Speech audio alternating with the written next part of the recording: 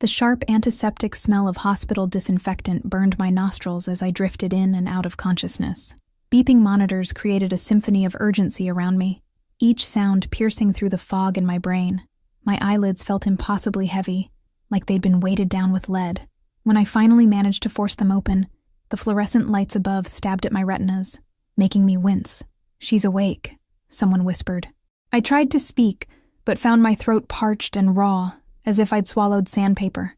A straw touched my cracked lips, and I gratefully sipped the cool water that soothed the burning sensation. "Easy, Ms. Reed. Small sips," a nurse cautioned, her voice gentle but firm. Memory came back in fragmented flashes. The convenience store, the man in the expensive charcoal suit, the glint of metal, the explosion of sound, the searing pain that tore through my shoulder. I tried to move, but a fresh wave of agony immobilized me. "Try not to move. You've been shot. The bullet went clean through your shoulder, but you lost a lot of blood." Shot. The word echoed in my mind, surreal and disorienting. Me, Eliza Reed, 32-year-old single mother and night shift waitress, shot? It seemed impossible, like something from a movie, not my ordinary, struggling life. "My daughter," I croaked, panic suddenly gripping me like a vice. "Emma, your daughter is fine," the nurse assured me, checking the IV drip attached to my arm. "Your neighbor, Mrs. Peterson, is looking after her. She's been calling regularly to check on you." Relief washed over me, momentarily dulling the pain. Emma was safe. My 7-year-old little girl, the only brightness in my exhausting life, was okay. Nothing else mattered. "The police will want to speak with you when you're feeling better," the nurse added, making notes on her tablet. "And there are some men waiting outside. They've been here since you were brought in yesterday." Yesterday? I'd been unconscious for an entire day. Emma must be terrified. "What men?" I asked, confused. "I'm not sure. They won't say much, just that they work for Mr. Castellano." The name meant nothing to me. I closed my eyes, trying to piece together what had happened. I'd been working a double shift at the diner because Maggie had called in sick again. My feet had been killing me as I'd walked to the convenience store on the corner to grab milk for Emma's breakfast before heading home. The store had been empty except for the cashier, a teenager named Tyler, who always gave Emma free candy when we came in together. Then the bell above the door had chimed, and he'd entered, tall, impeccably dressed in a tailored suit that probably cost more than my yearly rent, dark hair swept back from aristocratic features. Even exhausted as I'd been, I'd noticed how he moved with lethal grace, like a predator in human form. His eyes had swept over the store, cataloging everything with cold precision before landing on me. For a heartbeat, I'd felt stripped bare, like he could see every struggle, every vulnerability. I'd quickly looked away, unsettled by his intensity. Men like him didn't exist in my world of discount groceries and past due notices. He'd belonged to a different universe entirely, one of wealth and power that I could only glimpse through the windows of passing luxury cars. Then everything had happened at once. The door had burst open. Another man had rushed in, face contorted with rage, a gun in his shaking hand. He'd screamed something unintelligible, aiming directly at the suited stranger who stood frozen in the snack aisle. I still don't know why I did it. Perhaps it was maternal instinct, the same impulse that would make me jump in front of a car to save Emma. Perhaps it was simply human reflex, but when I saw the gunman's finger tightening on the trigger, I'd lunged forward without thinking, shoving the suited man aside with all my strength. The gunshot had been deafening in the small space. The impact had knocked me backward, and I'd felt a curious burning sensation spread through my shoulder before the pain had hit, white-hot and blinding. I'd fallen, my head cracking against the edge of a display case. The last thing I remembered was staring up at the fluorescent lights, while someone shouted frantically for an ambulance. A light knock on the hospital room door interrupted my thoughts. The nurse hesitated before opening it, revealing a mountain of a man in a black suit, who filled the door frame completely. His face was expressionless, but his eyes constantly scanned the room, taking in every detail. "Mr. Castellano would like to see her," he said, his voice surprisingly soft for someone his size. The nurse frowned. "She's just woken up. She needs rest. It's important." There was no aggression in his tone, yet the words carried unmistakable authority. Before the nurse could respond, a second man appeared behind the first. He was leaner but no less intimidating, with a scar running from the corner of his left eye down to his jawline. "It will only take a moment," he added, equally firm. The nurse looked at me uncertainly. "Ms. Reed?" I didn't know what was happening, but curiosity overrode my fear. "It's okay," I said, wincing as I tried to sit up straighter. "I'll see him." The first man nodded and stepped aside, and he entered the room, the suited stranger from the convenience store. Except he looked different now, still impeccably dressed in what was clearly a fresh suit, but his composure seemed affected. His dark hair was slightly disheveled, as if he'd been running his hands through it repeatedly. There were shadows under his eyes suggesting he hadn't slept, and when his gaze locked with mine, I saw something unexpected. Relief. He dismissed the nurse with a slight nod, and she left reluctantly, shooting me a concerned look as she closed the door behind her. The two suited men remained outside, visible through the small window in the door. "Ms. Reed," he said, his voice low and melodic with the barest hint of an accent I couldn't place. "I'm Gabriel Castellano." He pulled a chair closer to my bed and sat down with fluid grace, never taking his eyes off me. Up close, I could see flecks of amber in his dark irises and smell the subtle, expensive cologne that seemed to cling to him. Something about his presence made the hospital room feel smaller, as if he absorbed all the oxygen. "How are you feeling?" he asked, studying me with unnerving intensity. "Like I've been shot," I replied, immediately regretting my sarcasm. This man radiated authority, and antagonizing him seemed unwise, though I couldn't explain why I felt that way. To my surprise, his lips curved into a slight smile. "Fair enough." He leaned forward, elbows on his knees. "Do you know who I am, Ms. Reed?" I shook my head. Should I?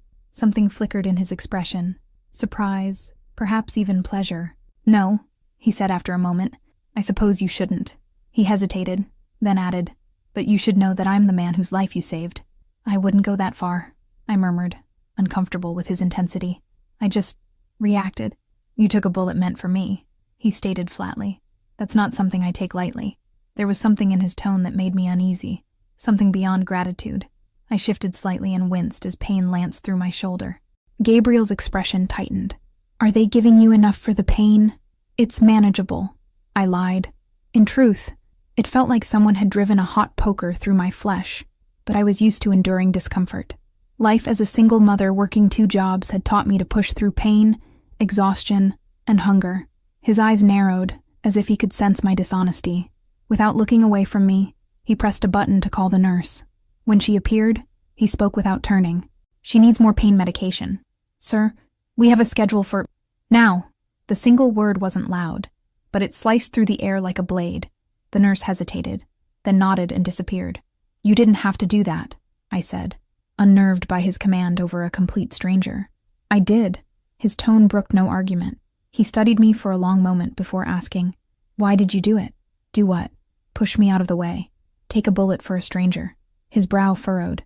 "You have a child waiting at home. Why risk your life?" I blinked, surprised that he knew about Emma.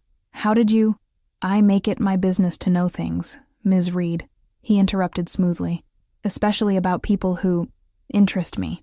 A chill ran down my spine despite the warmth of the hospital room. I'd interested a man who had men in suits standing guard outside my door, a man who could make nurses jump with a single word. This couldn't be good. "So why?" he persisted, leaning closer. "Why save me?" I swallowed hard, trying to ignore how his proximity made my heart race. "I told you I just reacted. I saw someone in danger and I couldn't just watch." I looked down at my hands, pale against the starched hospital sheets. "Maybe it was stupid." "It was," he agreed, surprising me with his bluntness. "Brave, but incredibly stupid." The nurse returned with additional medication, adding it to my IV drip with a nervous glance at Gabriel. Almost immediately, a pleasant warmth began spreading through me, dulling the sharp edges of pain. "Better?" Gabriel asked, watching me closely. I nodded, feeling slightly lightheaded as the medication took effect. "Good." He straightened in his chair. "Now, Ms. Reed." "Eliza," I interrupted, emboldened by the painkillers. "If you know so much about me, you might as well use my name." A smile touched his lips again, this one reaching his eyes. "Eliza," he repeated, as if tasting the word. "I need you to understand something. The man who shot you wasn't a random criminal. He was sent to kill me. The casual way he delivered this bombshell made me wonder if I'd misheard." "What? Why would someone want to—" "That's not important right now," he cut me off. "What matters is that you've unintentionally involved yourself in something dangerous. The man who shot you works for someone who won't be pleased that I'm still alive." Fear began to seep through the painkiller haze. Are you saying I'm in danger now? What about my daughter? That's exactly what I'm saying. His expression was grave. These people don't leave loose ends, and now you're a witness. My breath caught in my throat. Emma, I whispered, panic rising. I need to get to Emma. I tried to sit up, only to be gently but firmly pushed back by Gabriel's hand on my uninjured shoulder. His touch sent an unexpected jolt through me that had nothing to do with pain. Your daughter is safe, he assured me.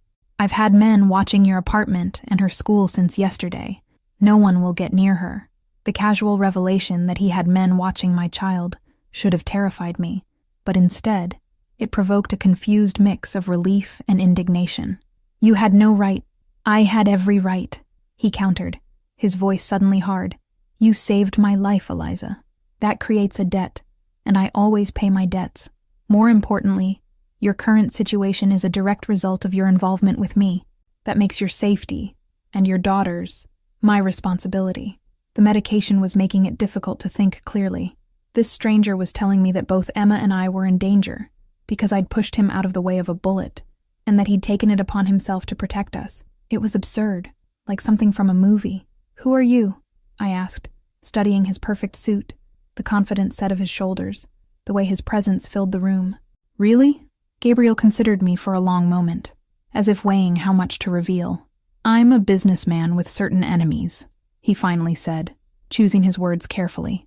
Enemies who would have been very happy if that bullet had found its intended target. There was something he wasn't telling me, something important. Even through the medication fog, I could sense it.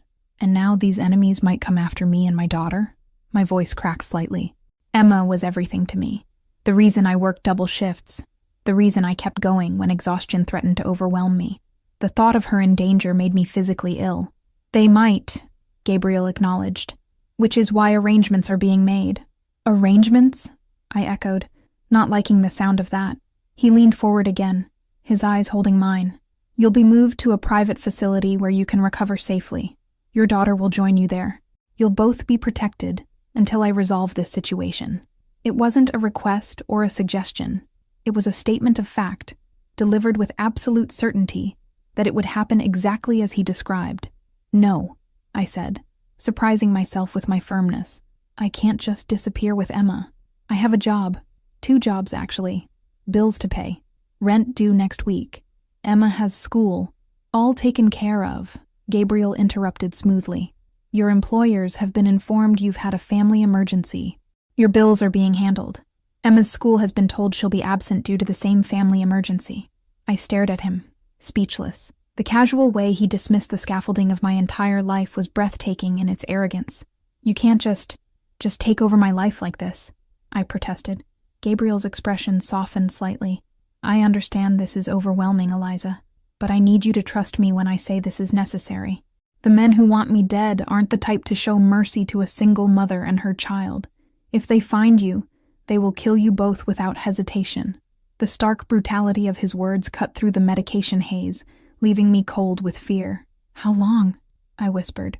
Until it's safe, he replied, unhelpfully vague. A few weeks, perhaps.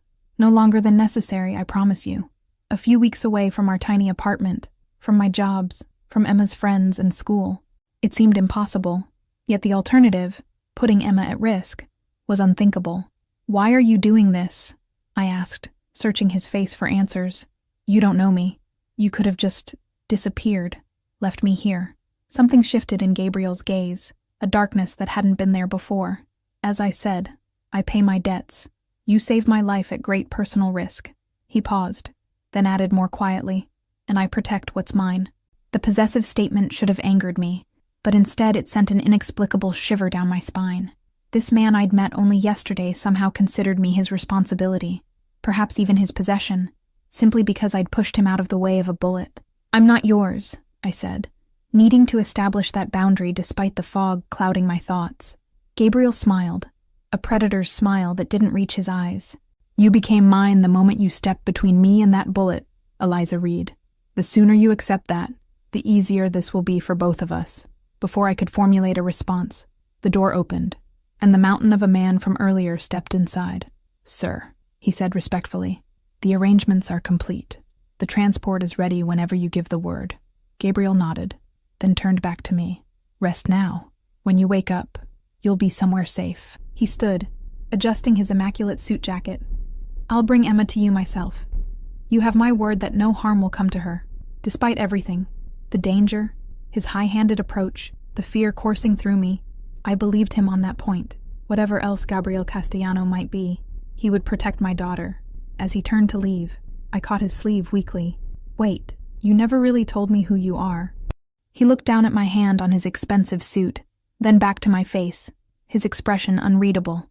"You'll find out soon enough." He hesitated, then leaned down, his lips close to my ear as he whispered, "But know this, Eliza Reed. You've unwittingly saved the life of a very dangerous man, and now that man owes you everything." As he straightened up and walked away, I felt a chill that had nothing to do with the hospital's air conditioning. What had I gotten Emma and myself into? And more importantly, who exactly was Gabriel Castellano? The medication pulled me under before I could find answers, dragging me into darkness as a single thought echoed in my mind. I'd saved a stranger's life, but in doing so, I might have endangered my own, and my daughter's, forever. I woke to the sound of Emma's laughter, bright and musical, pulling me from a dreamless sleep. For one disorienting moment, I thought we were home, that everything, the shooting, the hospital, Gabriel Castellano, had been a nightmare my exhausted mind had concocted. Then the pain in my shoulder throbbed, sharp and insistent, and reality crashed back. I opened my eyes to unfamiliar surroundings. Gone was the sterile hospital room with its harsh lighting and antiseptic smell. Instead, I lay in an enormous bed with silken sheets and a plush comforter that seemed to cradle my battered body. The room around me was elegant and spacious, with cream-colored walls, tasteful artwork, and French doors that opened onto what appeared to be a private balcony. Sunshine streamed through sheer curtains, bathing everything in warm golden light. "Mommy," Emma's voice came again, followed by the pattering of small feet. She appeared in the doorway, her curly brown hair bouncing as she ran toward me, her face alight with excitement. "You're finally awake." She climbed carefully onto the bed, mindful of my injury in that heartbreakingly considerate way she had, always trying to be grown up for me. I reached out with my good arm, pulling her close, breathing in the familiar scent of her strawberry shampoo. Relief crashed over me in a wave so intense it brought tears to my eyes. "I missed you so much, baby," I whispered into her hair, unwilling to let go despite the pain that flared in my shoulder. "I missed you too." She pulled back just enough to study my face with serious blue eyes so like her father's. "Mr. Gabriel said you were hurt saving someone, like a superhero." Her expression brightened. "Are you a superhero now, Mommy?" I managed a weak smile. "Not quite, sweetheart. Just in the wrong place at the wrong time. Or the right place at the wrong time, depending on how you looked at it. Speaking of Mr. Gabriel, where exactly are we?" Emma bounced slightly on the bed, excitement overriding her usual caution.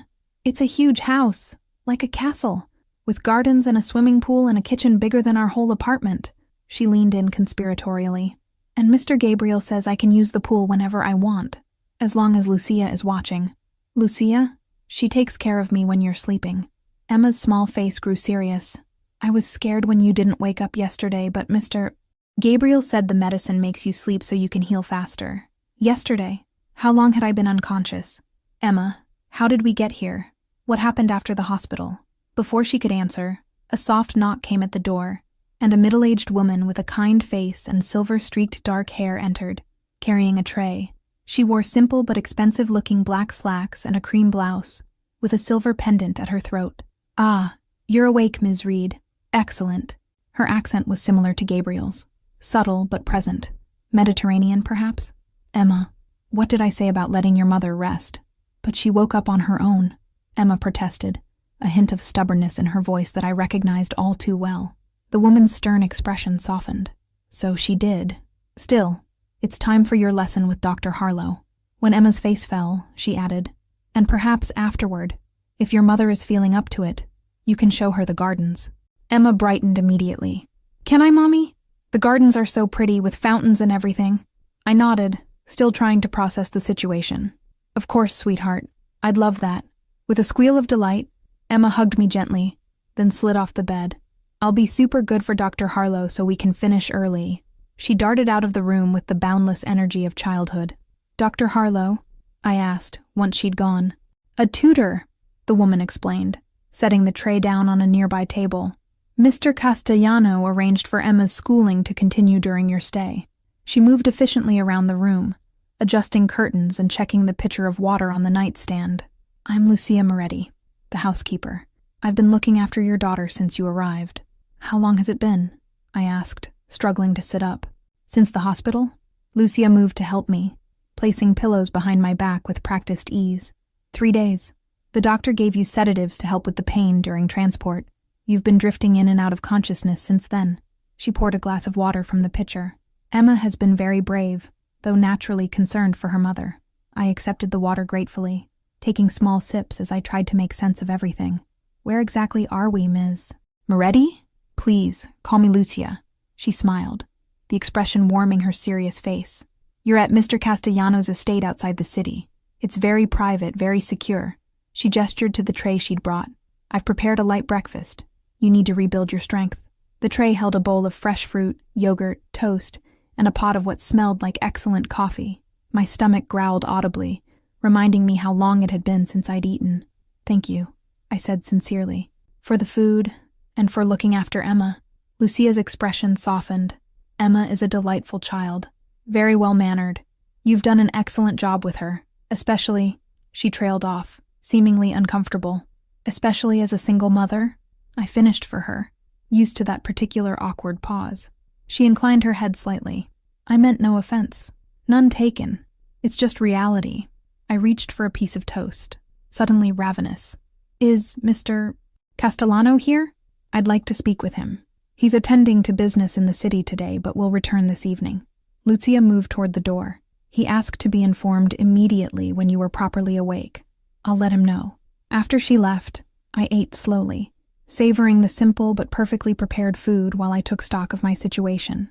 I'd been moved from the hospital to what was apparently Gabriel Castellano's private estate while unconscious. Emma had been brought here as well, and seemed to be thriving, excited even about our new surroundings. A private tutor had been arranged for her education. A housekeeper was caring for her needs. All of this organized and paid for by a man I'd met only once. A man who'd said I was his because I'd pushed him out of the way of a bullet. A man who, according to his own words, had dangerous enemies who wouldn't hesitate to kill me and my daughter. After finishing most of the food, I carefully swung my legs over the side of the bed, testing my strength. I wore silk pajamas I'd definitely never seen before, the fabric sliding coolly against my skin as I moved. My injured shoulder was bandaged professionally, the pain present but manageable. Someone had bathed me while I was unconscious, a thought that made me uncomfortably vulnerable. I made my way to the ensuite bathroom, which was larger than my entire bedroom at home, all marble and glass with a shower that could have fit 3 people, and a soaking tub beneath a window overlooking manicured gardens. Again, I was struck by the surreal contrast to my normal life of cramped spaces, secondhand furniture, and constant financial anxiety. After using the facilities, I found a robe hanging on the bathroom door and slipped it on over the pajamas, needing the extra layer of coverage despite the warmth of the day. I felt exposed enough already, plucked from my life and placed in this gilded cage without my consent, even if it had supposedly been for my protection. The French doors leading to the balcony tempted me. Needing fresh air and a better sense of where exactly we were, I made my way across the room and pulled them open. The scent of roses and freshly cut grass greeted me as I stepped outside. The balcony overlooked extensive gardens that stretched toward a line of trees in the distance. Perfectly manicured lawns, flowering shrubs, stone pathways, and multiple fountains created a scene of almost unreal beauty. Beyond the gardens, I could see nothing but trees in all directions. No neighboring properties, no roads, nothing to indicate proximity to civilization. We were completely isolated. Movement below caught my eye. 2 men in dark suits walked a perimeter path along a high stone wall that appeared to surround the entire property. Even from a distance, I could see the telltale bulge of shoulder holsters beneath their jackets. Not gardeners, then. Security. Or guards, depending on how you looked at it. The enormity of my situation finally hit me fully. I was recovering from a gunshot wound in the secluded estate of a man I barely knew. A man with armed security and enemies willing to kill.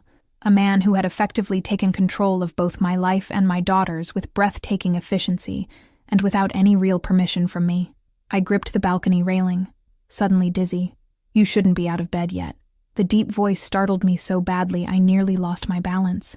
I turned to find Gabriel Castellano standing in the doorway to the bedroom, watching me with an unreadable expression. He'd ditched the formal suit for dark trousers and a crisp white shirt, with the sleeves rolled up to reveal muscular forearms.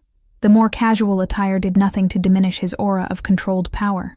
"Lucia said you'd gone to the city," I managed, hating how breathless I sounded. "I returned when she informed me you were awake." He crossed to join me on the balcony, moving with that same predatory grace I'd noticed in the convenience store. "How are you feeling?" "Confused," I answered honestly. "Overwhelmed.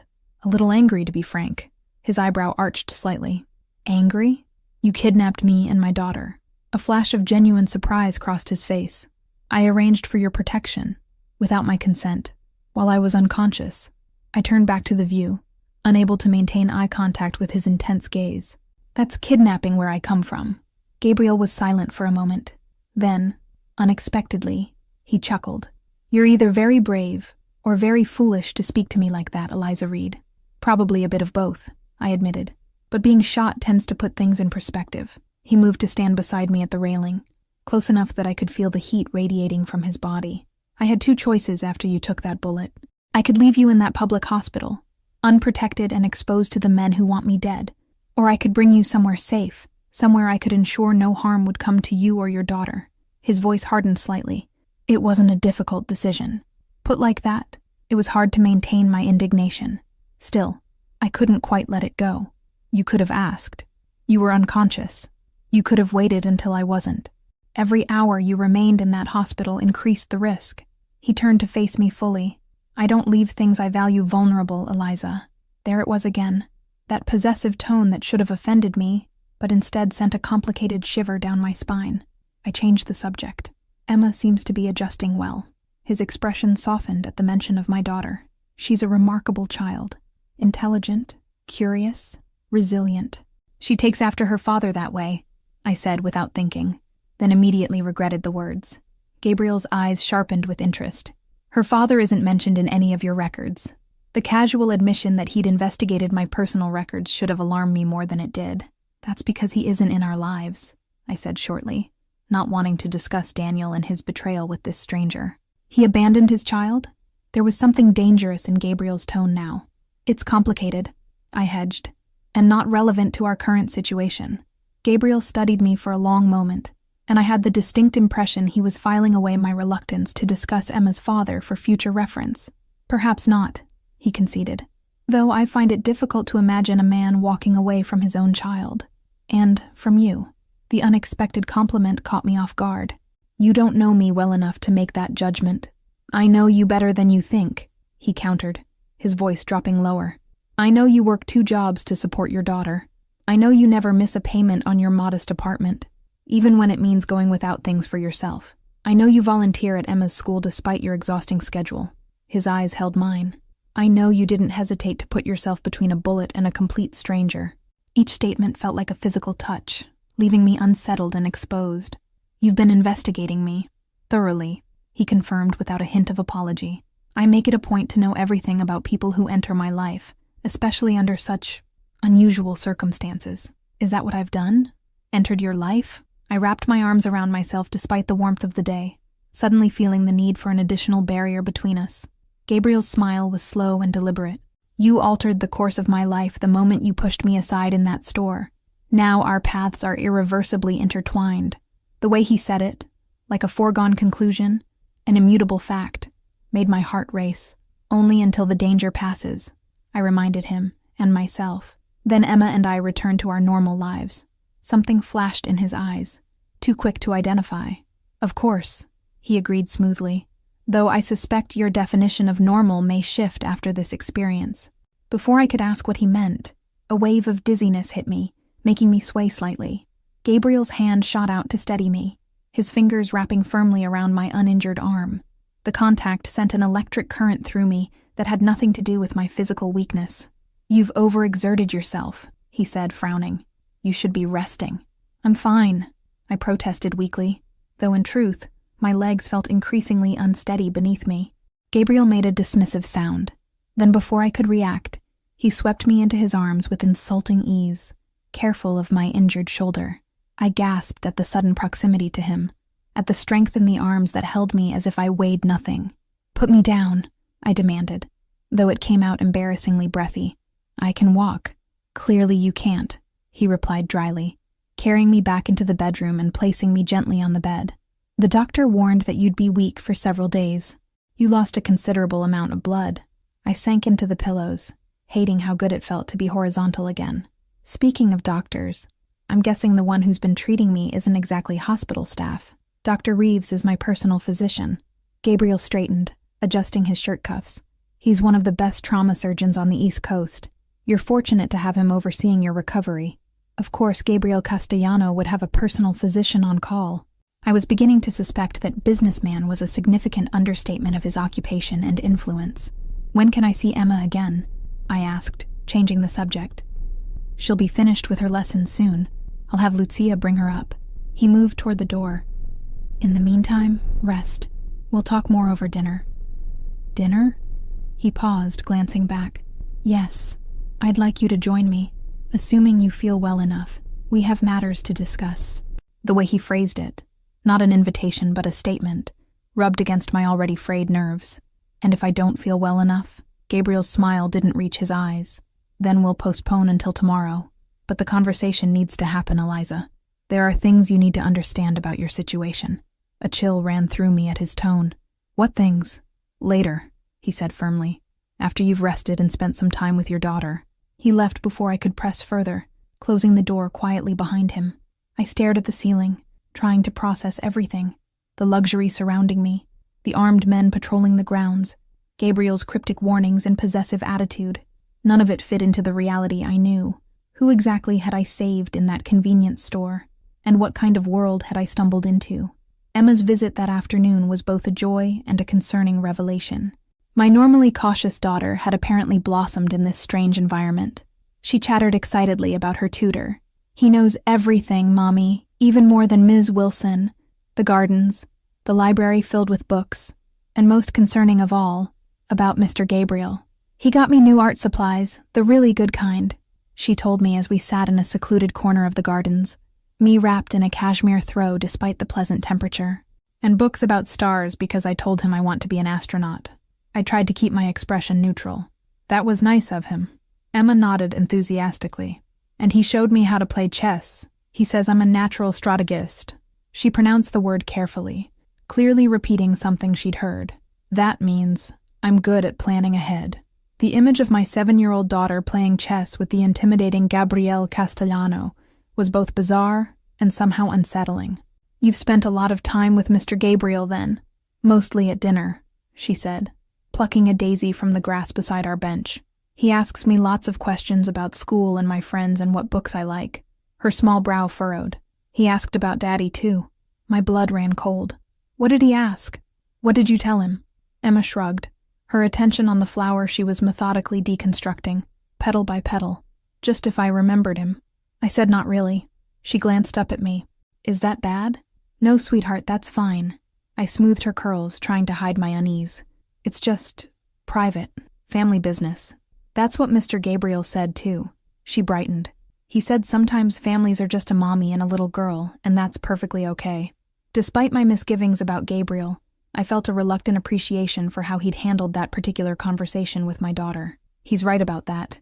Emma twirled the denuded flower stem between her fingers. "Mommy, is Mr. Gabriel a prince?" The question was so unexpected I laughed. "What? No, sweetheart. Why would you think that?" "Because he lives in a castle and has guards and everyone does what he says right away." She looked around at the manicured gardens, the patrolling security. "And he rescued us, like in my storybooks." I tensed at her choice of words. "Emma, he didn't rescue us. We're just staying here for a little while because it's safe." "Safe from the bad men?" My heart sank. "What bad men, Emma?" Her expression turned serious. "The ones who hurt you. Mr. Gabriel said there are some bad men who might try to hurt us, but that no one can get past his guards, so we don't have to be scared." I made a mental note to have a very serious conversation with Gabriel Castellano about what was and wasn't appropriate to discuss with my child. "You don't need to worry about any of that, baby. Everything's going to be fine." Emma nodded, apparently satisfied with this assurance. "I know.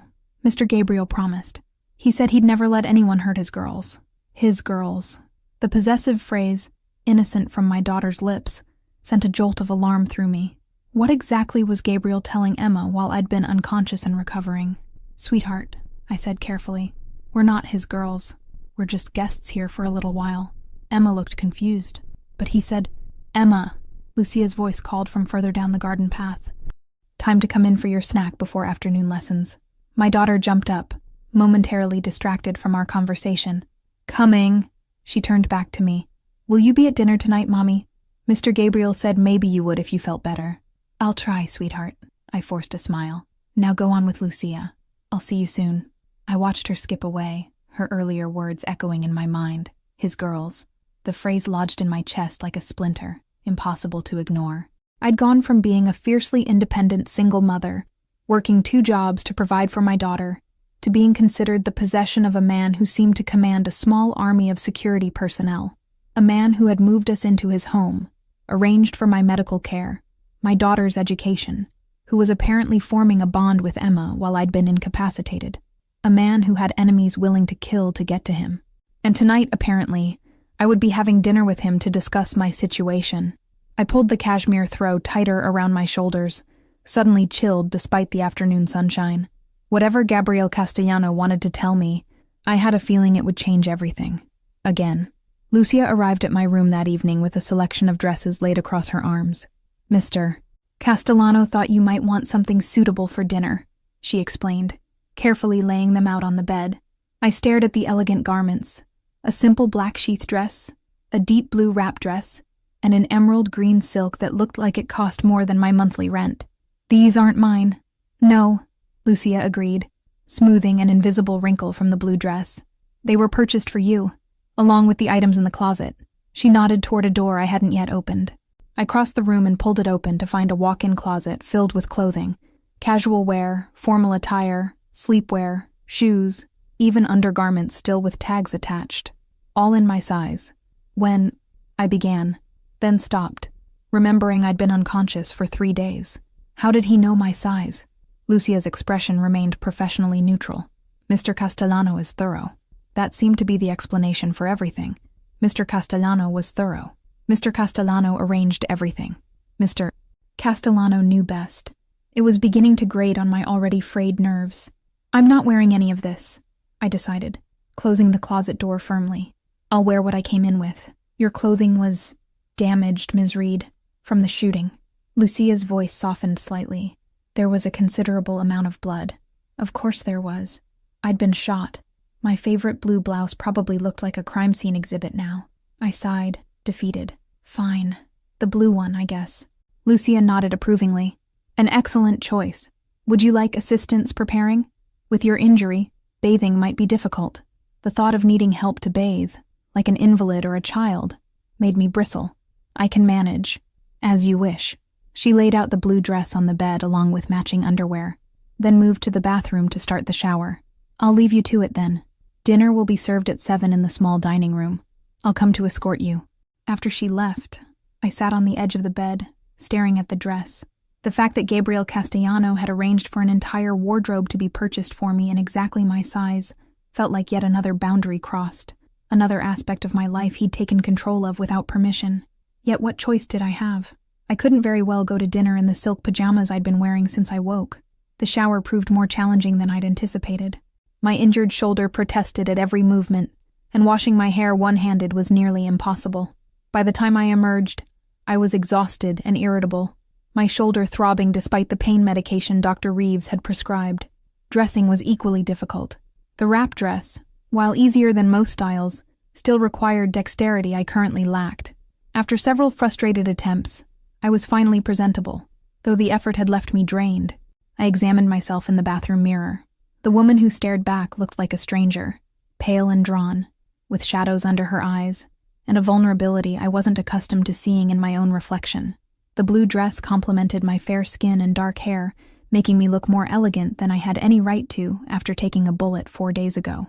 At precisely 7, Lucia knocked and entered, nodding approvingly at my appearance. "You look lovely, Ms. Reed. Are you feeling strong enough to walk to the dining room?" My pride wanted to say yes, but practicality won out. "I might need to take it slowly." "Of course." She offered her arm for support with surprising strength for her slight frame. The journey through the mansion, because that's what it was, a true mansion, revealed the full scale of Gabriel Castellano's wealth. Marble floors, priceless artwork, antique furniture that probably belonged in museums, all displayed with tasteful restraint rather than ostentatious showing. Old money, I thought, not nouveau riche. This wasn't the home of someone who'd recently acquired wealth. It was the domain of someone born to it, who took it for granted. We descended a sweeping staircase and followed a long hallway before Lucia paused outside a set of double doors. "The small dining room," she announced, knocking once before opening them. Small was a relative term, apparently. The room could have comfortably seated 12, though only 2 place settings graced the elegant table. One end was occupied by Gabriel Castellano, who rose immediately as I entered. He'd changed into a dark suit that looked custom-tailored to his powerful frame, making me suddenly conscious of how underdressed I felt, despite the expensive dress. "Eliza," he greeted me, his gaze traveling over me in a slow assessment that made my skin tingle. "You look beautiful." "Thank you," I replied stiffly, allowing Lucia to guide me to the chair opposite his. "Where's Emma?" "She had dinner earlier. She's with her tutor for an evening astronomy session." Gabriel resumed his seat as Lucia helped me into mine. "Dr. Harlow mentioned she has an exceptional interest in space. He thought she might enjoy viewing the stars through the telescope in the observatory. Of course the mansion had an observatory. Why wouldn't it?" "She does love astronomy," I acknowledged, unable to fault him for identifying and nurturing my daughter's passion.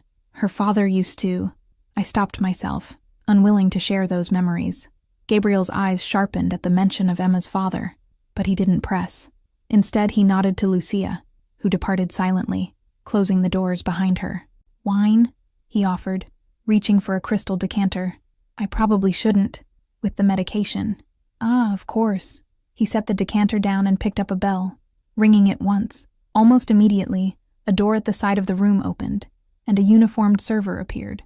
"Water for Ms. Reed, please, and we'll begin with the first course." The server nodded and disappeared as silently as he'd appeared. "You rang an actual bell for service," I observed, unable to keep the incredulity from my voice. I didn't think people actually did that outside of period dramas. A hint of amusement crossed Gabriel's face. "Some traditions are worth maintaining." He studied me across the table. "How are you feeling?" "Better," I admitted reluctantly, though the shower was a challenge. "You should have accepted Lucia's help." "I'm not an invalid." "No, you're a woman recovering from a gunshot wound." His tone was mild but firm. "There's no shame in accepting assistance when needed." Before I could form a retort, the server returned with my water and the first course, an exquisite salad featuring ingredients I couldn't identify arranged like a work of art on bone china plates. It looked too beautiful to eat. "You're wondering why I asked you to join me tonight," Gabriel said, picking up his fork. Among other things, I followed his lead, taking a small bite of the salad. The explosion of flavors, sweet, tart, savory, momentarily distracted me from our conversation. "I believe it's time you understood exactly what happened at that convenience store, and what it means for you and your daughter moving forward." The seriousness of his tone recaptured my full attention. "I'm listening." Gabriel took a sip of his wine, seemingly gathering his thoughts. "The man who shot you wasn't a random criminal. As I mentioned before, he was sent by a rival, business associate, a man named Victor Kozlov." "What kind of business associate sends gunmen after his rivals?" I asked, though I was beginning to suspect I already knew the answer. Gabriel's smile was cold. "The kind who operates outside the law." "You're a criminal." I set my fork down, appetite suddenly gone. "I prefer to think of myself as an entrepreneur working in unregulated markets." His casual tone couldn't disguise the dangerous edge underneath. "But yes, by legal definitions, certain aspects of my business empire would be considered criminal enterprises." The blunt admission stunned me into momentary silence. I'd suspected something along these lines, given the armed security and talk of enemies, but hearing him confirm it was another matter entirely. "You're a Mafia boss," I whispered, the pieces finally clicking into place. "That's why you have all this security, why someone tried to kill you." Organized crime is an outdated term, but essentially correct. Gabriel continued eating as if we were discussing the weather rather than his criminal empire. "My family has controlled certain interests on the East Coast for 3 generations. My mind reeled, trying to process the implications. I'd taken a bullet meant for a Mafia don. I was currently dining in the heavily guarded estate of one of the most dangerous men in the country, and my 7-year-old daughter Was upstairs learning about stars, with a tutor hired by this same man. I want to leave, I said abruptly, pushing my chair back from the table. Emma and I need to go. Now. Gabriel didn't move, didn't raise his voice, but somehow his presence seemed to expand, filling the room. You can't leave, Eliza. Not yet. You can't keep us here against our will. I'm not keeping you here against your will. I'm keeping you alive. His voice hardened. Viktor Kozlov now knows who you are. His men have been watching the hospital, your apartment, Emma's school. If you leave this estate, you'll be dead within 24 hours. And then they'll kill your daughter, too. The clinical way he described our potential murder made my blood run cold. You don't know that for certain. I do. His eyes held mine, unflinching. Kozlov doesn't leave loose ends, and you've become a significant one. You witnessed his failed assassination attempt. Worse, you interfered with it. In his world, that makes you an enemy to be eliminated. I'm nobody, I protested.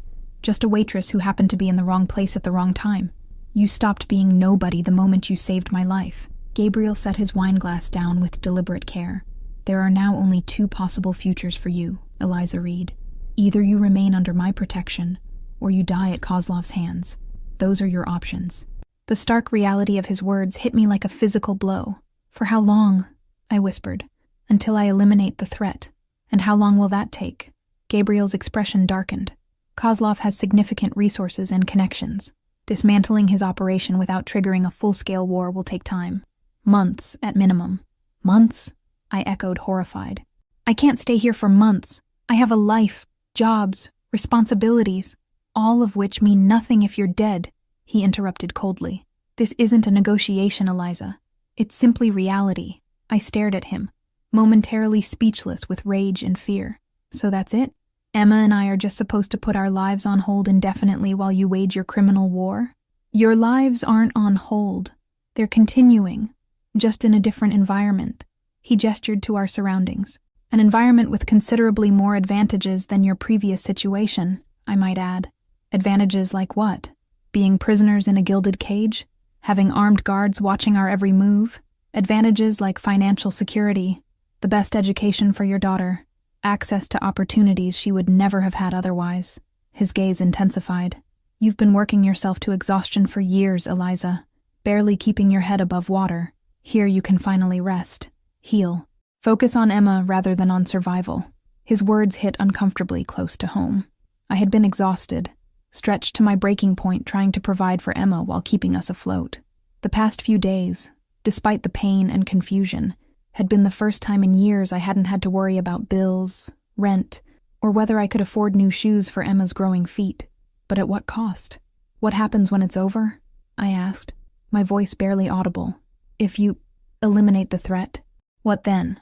Something flickered in Gabriel's eyes, too quick to identify. Then, you'll be free to make your choice. What choice? Whether to return to your previous life, or to accept a new one. He reached across the table, his fingers brushing mine in a touch so light, I could almost believe I'd imagined it. But that's a conversation for another time. For now, all that matters is keeping you and Emma safe. The server returned with the second course, breaking the moment of tension between us. I withdrew my hand, unsettled by the brief contact and everything it implied. You're upset, Gabriel observed after the server had departed again. Wouldn't you be? I countered. I've just learned I'm essentially a prisoner because I had the misfortune of saving the life of a criminal kingpin. His jaw tightened at my words. Your characterization is unfair. You're not a prisoner. You're a protected guest. And I'm not merely a criminal kingpin, as you so reductively put it. What would you call it then? I'm a businessman who operates in certain gray areas of the law. But I also own legitimate enterprises, real estate, shipping companies, technology firms. I employ thousands of people, contribute to charitable foundations, and yes, occasionally engage in activities the government frowns upon. He spread his hands. The world isn't black and white, Eliza. Murder is pretty black and white, I retorted. Is it? You'd kill to protect Emma without hesitation. His eyes narrowed slightly. In fact, you nearly died protecting a complete stranger. Where is the line between justified and unjustified violence? Who draws it? I had no ready answer for his philosophical question, which irritated me further. This isn't a debate club, Gabriel. This is my life, and my daughter's life, you've taken control of. To save it, he reminded me. Something you seem determined to forget. The second course, some kind of delicate fish I couldn't identify, sat untouched before me as I struggled with conflicting emotions. On the one hand, Gabriel Castellano was a self-admitted criminal, potentially responsible for terrible acts. On the other hand, he had indeed saved Emma and me from what he claimed was certain death, providing us with safety, comfort, and care beyond anything I could have afforded. Why? I finally asked, looking up to meet his intense gaze. Why go to all this trouble for a woman you don't even know? There must be easier ways to repay a debt. Gabriel was silent for a long moment, studying me with an expression I couldn't interpret. There's something you should understand about men in my position, Eliza. We rarely experience genuine selflessness. People act in their own interest around us, out of fear, greed, or ambition. They calculate every move, every word, weighing potential benefits against risks. He leaned forward slightly, his voice dropping lower. But you acted without calculation, without knowledge of who I was or what I could do for you. You risked your life for a stranger, asking nothing in return. His eyes held mine, burning with an intensity that made my breath catch. Do you have any idea how rare that is? How precious? The raw emotion in his voice caught me off guard. For the first time, I glimpsed something beneath the controlled exterior, a flicker of vulnerability perhaps, or loneliness. I told you it was just instinct, I said, uncomfortable with his perception of me as some kind of selfless heroine. I'm not special, but you are. His certainty was unsettling. You proved it with a single action, and now you've captured my interest in a way few ever have. The way he said it, like a predator acknowledging worthy prey, sent a shiver down my spine that wasn't entirely fear. There was something else in his gaze, something that made my pulse quicken, and my skin warm, despite my better judgment. Interest isn't ownership, I reminded him, trying to regain my equilibrium. His smile was slow and knowing, as if he could sense my conflicted reaction to him. No, but it is the beginning of something, wouldn't you say? Before I could respond, the doors opened, and Emma burst in, her face alight with excitement. Dr. Harlow, a distinguished-looking man with silver hair and wire-rimmed glasses, followed behind her with an apologetic expression. "Mommy, Mr. Gabriel, I saw Jupiter's moons," she exclaimed, rushing to my side. 4 of them. They looked like tiny stars. Relief at the interruption washed over me. That's wonderful, sweetheart. My apologies for the interruption, Dr. Harlow said, addressing Gabriel. She was quite insistent on sharing her discovery immediately. To my surprise, Gabriel didn't seem annoyed by the intrusion. Instead, his expression softened as he looked at Emma. No apology necessary, Doctor. Discoveries like that should be shared without delay. Emma beamed at his approval, then turned back to me. Can I show you the observatory, Mommy? It has a huge telescope that can see all the way to Saturn. Perhaps tomorrow, little one, Gabriel suggested gently before I could respond. Your mother still needs to rest and recover her strength. Emma's face fell slightly, but she nodded. Okay, tomorrow. The easy way Gabriel managed my daughter's expectations, and the way Emma accepted his authority, unsettled me. In just a few days, he'd apparently established himself as a figure to be respected and obeyed in her young mind. I think it's time for bed now, Emma, I said, reclaiming my parental role. Say goodnight to Mr. Gabriel and Dr. Harlow. Emma dutifully wished them both good night, then surprised me by approaching Gabriel and offering her small hand with solemn formality. He took it gravely, shaking it as if they were concluding a business deal. Thank you for showing me the stars, she said. It was my pleasure. His smile transformed his face, softening the hard edges and making him momentarily approachable. Perhaps next time we can look for the constellations your father taught you about. I froze at the casual mention, a chill running through me. I'd never told Gabriel that Daniel had been the one to introduce Emma to astronomy, which meant Emma had shared that particular detail with him during one of their conversations. How much else had my daughter innocently revealed about our past? I forced a smile. Lucia, could you please take Emma to her room? I'll be up shortly to tuck her in. After they departed, I turned to Gabriel, unable to hide my displeasure. You've been questioning my daughter about her father. His expression remained impassive. She mentioned him unprompted. I merely listened. I don't want you discussing him with her. Why? Because he abandoned you both? Because he stole from you before he left? Shock rendered me momentarily speechless. I hadn't told anyone the full story of Daniel's betrayal. Not my friends, not my family, certainly not Gabriel Castellano. How did you— As I said, I'm thorough. His tone was matter-of-fact, unapologetic. Daniel Barrett, software developer. Left when Emma was 2. Emptied your joint savings account before disappearing. Currently living in Seattle with his new wife and their infant son. Each detail felt like a physical blow. I hadn't known Daniel had remarried, had another child. I'd deliberately avoided seeking information about him after he left, focusing instead on rebuilding our shattered lives. You had no right, I whispered, hands trembling with anger. I have every right to know about the man who abandoned my— He stopped abruptly, then amended, to know about Emma's father. The slip was revealing. My daughter. He'd been about to say my daughter, as if he had some claim to her. The possessiveness I'd sensed earlier wasn't just directed at me, it extended to Emma as well. I'd like to return to my room now, I said, standing despite the pain that lanced through my shoulder at the sudden movement. I need to say goodnight to my daughter. Gabriel rose as well, his expression unreadable once more. Of course. We can continue our conversation another time. I think we've said all that needs to be said. I moved toward the door, determined to maintain what little independence I had left. Not quite. His voice stopped me before I reached the exit. There's the matter of your recovery, your financial situation, and Emma's future education to discuss. I turned back, frowning. What about them? Your injury will take weeks to heal completely. During that time, you'll need physical therapy, proper nutrition, rest, all of which will be provided here. His tone made it clear this wasn't open for discussion. As for your financial concerns, I've taken the liberty of settling your outstanding debts and arranging for your apartment to be maintained in your absence. You did what? I stared at him, incredulous. It seemed the most practical solution. He spoke as if paying off a stranger's debts was a perfectly normal thing to do. Additionally, I've established a trust fund for Emma's education. Whatever path she chooses, college, graduate studies, technical training, the resources will be available to her. My head spun with the implications.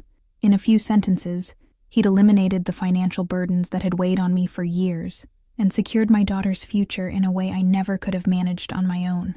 Why? I asked again, genuinely bewildered by his generosity. Gabriel approached slowly, stopping close enough that I had to tilt my head back to maintain eye contact. Because I can. Because it pleases me to do so. His voice lowered. And because you and Emma are now under my protection in every sense of the word. I take care of what's mine, Eliza. We're not yours, I insisted, though the words lacked conviction even to my own ears. His smile was knowing. Aren't you? You live in my home. You wear clothes I provided. Your daughter learns from tutors I hired. Your debts have been settled with my money. Your future security depends on my protection.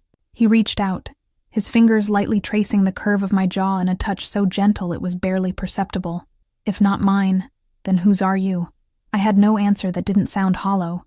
The truth was, Gabriel Castellano had systematically inserted himself into every aspect of our lives with a thoroughness that left no room for denial. In just a few days, he'd made himself indispensable to our survival and comfort, and some traitorous part of me didn't entirely hate it. I need to say goodnight to Emma, I repeated, stepping back from his touch. He allowed me to retreat, but his eyes told me he was merely granting a temporary reprieve. We'll speak again tomorrow. Rest well, Eliza. As I made my way upstairs to Emma's room, I couldn't shake the feeling that I was balanced on a precipice, about to fall into something I couldn't control or escape. Gabriel Castellano had saved us from a threat he claimed would have killed us, only to ensnare us in a different kind of danger, one more seductive and perhaps even more inescapable. Because despite everything, his criminal activities, his high-handedness, his unsettling possessiveness, I couldn't deny the pull I felt toward him, the way my skin tingled when he was near, the way my heart raced when his eyes met mine. I was attracted to the very man who'd upended our lives, and that realization terrified me more than any external threat ever could. Morning sunlight streamed through the French doors, painting warm stripes across the bed as I slowly awakened. For a moment, I simply lay there, cataloging the dull ache in my shoulder, the softness of the sheets against my skin, the distant sounds of activity somewhere in the vast mansion. A week had passed since my dinner with Gabriel, a week of gradual healing, of cautious exploration of my gilded prison, and of watching with conflicted emotions as Emma blossomed in her new environment. She'd taken to her lessons with Dr. Harlow with enthusiasm I'd never seen her show for regular school, her natural intelligence flourishing under his personalized attention. She spent hours in the gardens, the library, the observatory, soaking up experiences and knowledge with the resilience of childhood, and she spent time with Gabriel. That was what unsettled me most. The easy rapport developing between my daughter and the man who'd inserted himself so completely into our lives. She spoke of him constantly, recounting their chess matches, the stories he told her, the way he listened to her chatter about stars and planets with genuine interest. Mr. Gabriel says I could be an astronaut if I study hard, she'd told me yesterday, eyes shining with possibility. He says he knows people at NASA. Of course he did. Gabriel Castellano seemed to know people everywhere. Politicians, business leaders, celebrities. His influence extended into corners of society I'd never imagined existed, let alone thought I'd brush against. A knock at my door interrupted my reflections. "Come in," I called, sitting up against the pillows. Lucia entered, carrying the now familiar breakfast tray. "Good morning, Ms. Reed. How are you feeling today?" "Better," I admitted. It was true. Each day brought noticeable improvement. Dr. Reeves, Gabriel's personal physician, seemed pleased with my progress during his regular visits. "Excellent." Lucia set the tray down and moved to open the curtains wider. "Mr. Castellano asked me to inform you that he'll be away on business until this evening. He hopes you'll join him for dinner upon his return." I reached for the coffee, welcoming its rich aroma. "Does he now?" Lucia's expression remained professionally neutral, though I detected a hint of amusement in her eyes. She'd witnessed enough of my prickly interactions with Gabriel over the past week to understand the complexity of our relationship, if it could even be called that. "Also," she continued, "Dr. Reeves will be here at 10 for your checkup, and your first physical therapy session is scheduled for 11 with Mrs. Santos." I nodded, sipping my coffee. The physical therapy was Gabriel's latest addition to my recovery regimen, arranged without consultation but undeniably necessary if I wanted to regain full use of my arm. Like everything else he provided, it was top tier, a specialist who typically treated professional athletes, now dedicated to my rehabilitation. "And Emma?" I asked. "Already at breakfast with Dr. Harlow. They're discussing marine biology today. She was quite excited about it. After Lucia departed, I ate slowly, considering my options for the day. With Gabriel absent, I felt a subtle release of tension, a freedom to explore without his intense scrutiny. Despite my initial fears, I'd discovered I wasn't actually confined to my room, or even to the house. I could wander the extensive grounds freely, though always aware of the security personnel maintaining a discreet distance. The only boundary was the perimeter wall, beyond which lay a world now apparently lethal to me and my daughter. After breakfast, I showered and dressed in some of the casual clothing that filled my closet, soft jeans and a loose blouse that accommodated my injury. I still felt uncomfortable in these garments purchased without my input, but I'd reluctantly acknowledged their practicality. Dr. Reeves arrived precisely at 10, his examination brisk but thorough. "The wound is healing nicely," he pronounced, replacing my bandage with practiced efficiency. "Another week, and we can consider removing the stitches." He fixed me with a stern look. "You need to be diligent with the physical therapy, Ms. Reed. Shoulder injuries can lead to long-term mobility issues if not properly rehabilitated." "I understand." "Good." He packed up his medical bag. "Mr. Castellano is very concerned about your complete recovery." I resisted the urge to roll my eyes. Of course, Gabriel had stressed the importance of my rehabilitation to his staff. His investment needed to be properly maintained, after all. The physical therapy session that followed was both painful and exhausting. Ms. Santos, a petite woman with the deceptive strength of a professional athlete, guided me through exercises that left me trembling and sweating, despite their apparent simplicity. "Excellent work," she said as we finished, seemingly oblivious to my discomfort. "We'll gradually increase the difficulty as your strength returns." Lunch was a solitary affair on the terrace overlooking the gardens. Emma was still engrossed in her marine biology lesson, apparently dissecting a squid under Dr. Harlow's supervision, an educational opportunity she'd never have had in her public school. As I picked at my salad, I spotted movement at the edge of the property, a black SUV passing through the heavily guarded gates. It wasn't Gabriel's usual vehicle, which piqued my curiosity.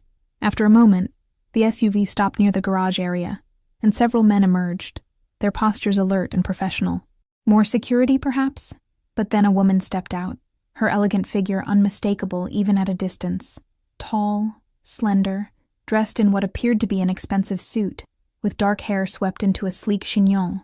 She moved with confidence as she was escorted toward the house by two of Gabriel's regular security team. A visitor? In the week we'd been here, no one had come to the estate except staff and Gabriel's men. The appearance of this unknown woman stirred both curiosity and unease in me. I finished my lunch quickly and made my way back inside, intending to return to my room. As I crossed the main foyer, however, voices drifted from the direction of Gabriel's study, one of the few rooms in the mansion I'd been tacitly discouraged from entering. Cannot continue to ignore the implications, Gabriel. A woman's voice, cultured and authoritative. The council expects a resolution.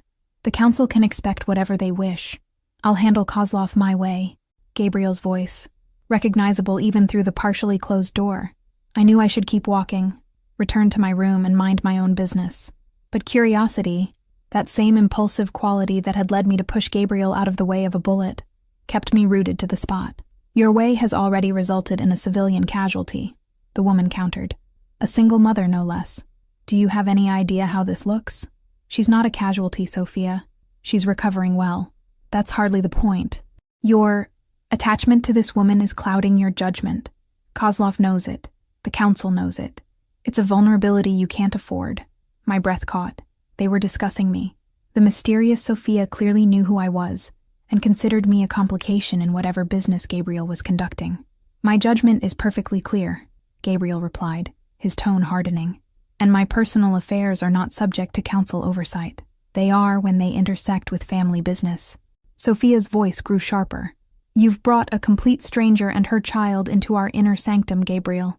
A woman with no connections, no understanding of our world, who could expose us all if things go badly. Eliza Reed is under my protection. That should be sufficient for everyone concerned. It isn't. Not anymore. A pause.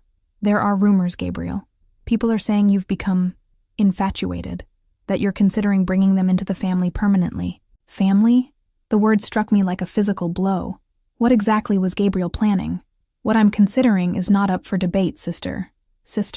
So this Sophia was Gabriel's sibling. The revelation added another layer to the complex picture forming in my mind. It is when it affects all of us. Father would never have allowed. Father is dead, Gabriel interrupted coldly, and I'm the head of this family now. I decide what is allowed. The tension in his voice was palpable even through the door. I took an involuntary step backward, bumping into a side table and sending a small decorative bowl clattering to the marble floor. Silence fell instantly inside the study. Then footsteps approached the door, which swung open to reveal Gabriel, his expression shifting from irritation to surprise as he saw me standing there. Eliza, he said, recovering quickly. I thought you were resting. I was just heading back to my room, I replied, heat rising to my cheeks at being caught eavesdropping.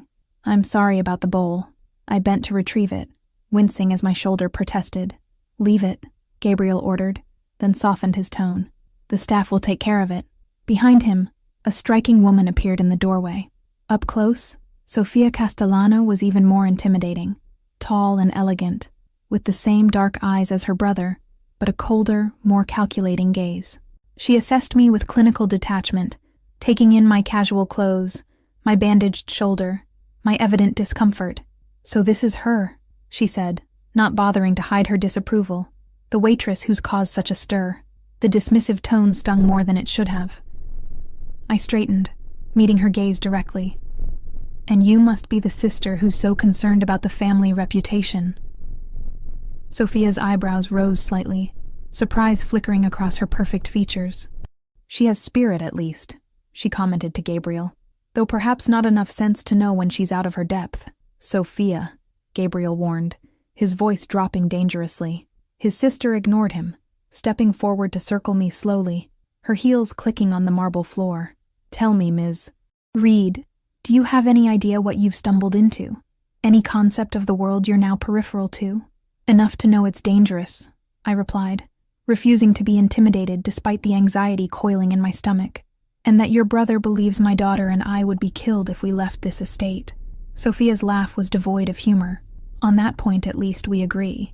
Viktor Kozlov is not known for his mercy. She stopped directly in front of me. The question is whether the protection my brother offers is worth the price you'll eventually have to pay. Enough, Sophia, Gabriel said sharply, moving to stand between us. You've made your concerns clear. Now leave us. For a moment I thought she might refuse. The siblings stared at each other, some unspoken communication passing between them, before Sophia finally inclined her head in a gesture that wasn't quite submission. We'll continue our discussion later, she said to Gabriel, then turned back to me. It was illuminating to meet you, Ms. Reed. I suspect we'll be seeing more of each other, whether I approve or not. After she'd departed, escorted by one of Gabriel's men, an uncomfortable silence descended. I was acutely aware of having overheard a private conversation, of having gained insights into Gabriel's world that he might not have willingly shared. I apologize for my sister, he finally said, guiding me toward a nearby sitting room rather than back to his study. Sophia can be protective of family interests. She doesn't approve of me being here, I stated the obvious as I sank onto a velvet sofa, suddenly exhausted by the confrontation. Sophia rarely approves of anything I do. It's the nature of our relationship. Gabriel poured 2 glasses of water from a crystal decanter, handing one to me before taking a seat opposite. She's concerned that my focus is divided. Is it? His eyes met mine, dark and intent. Yes, it is. The admission hung between us, fraught with implications neither of us seemed ready to address directly. What did she mean about the council? I asked, changing the subject slightly. Gabriel's expression closed off fractionally. The Council of Families oversees certain traditional interests. They have no direct authority over individual family decisions, but they wield influence in our community. And they disapprove of me too? They're concerned about the potential complications you represent. He leaned forward, elbows on his knees. But their concerns, like Sophia's, are irrelevant to me. Because I saved your life? That was the beginning, he acknowledged. But it's become more than that now. I swallowed hard, unwilling to ask him to elaborate. Your sister mentioned your father, dead 3 years now, Gabriel replied, a flicker of genuine grief crossing his face. Heart attack. Unexpected, despite his age. And you took over the family business. His smile was sardonic. Yes, all aspects of it.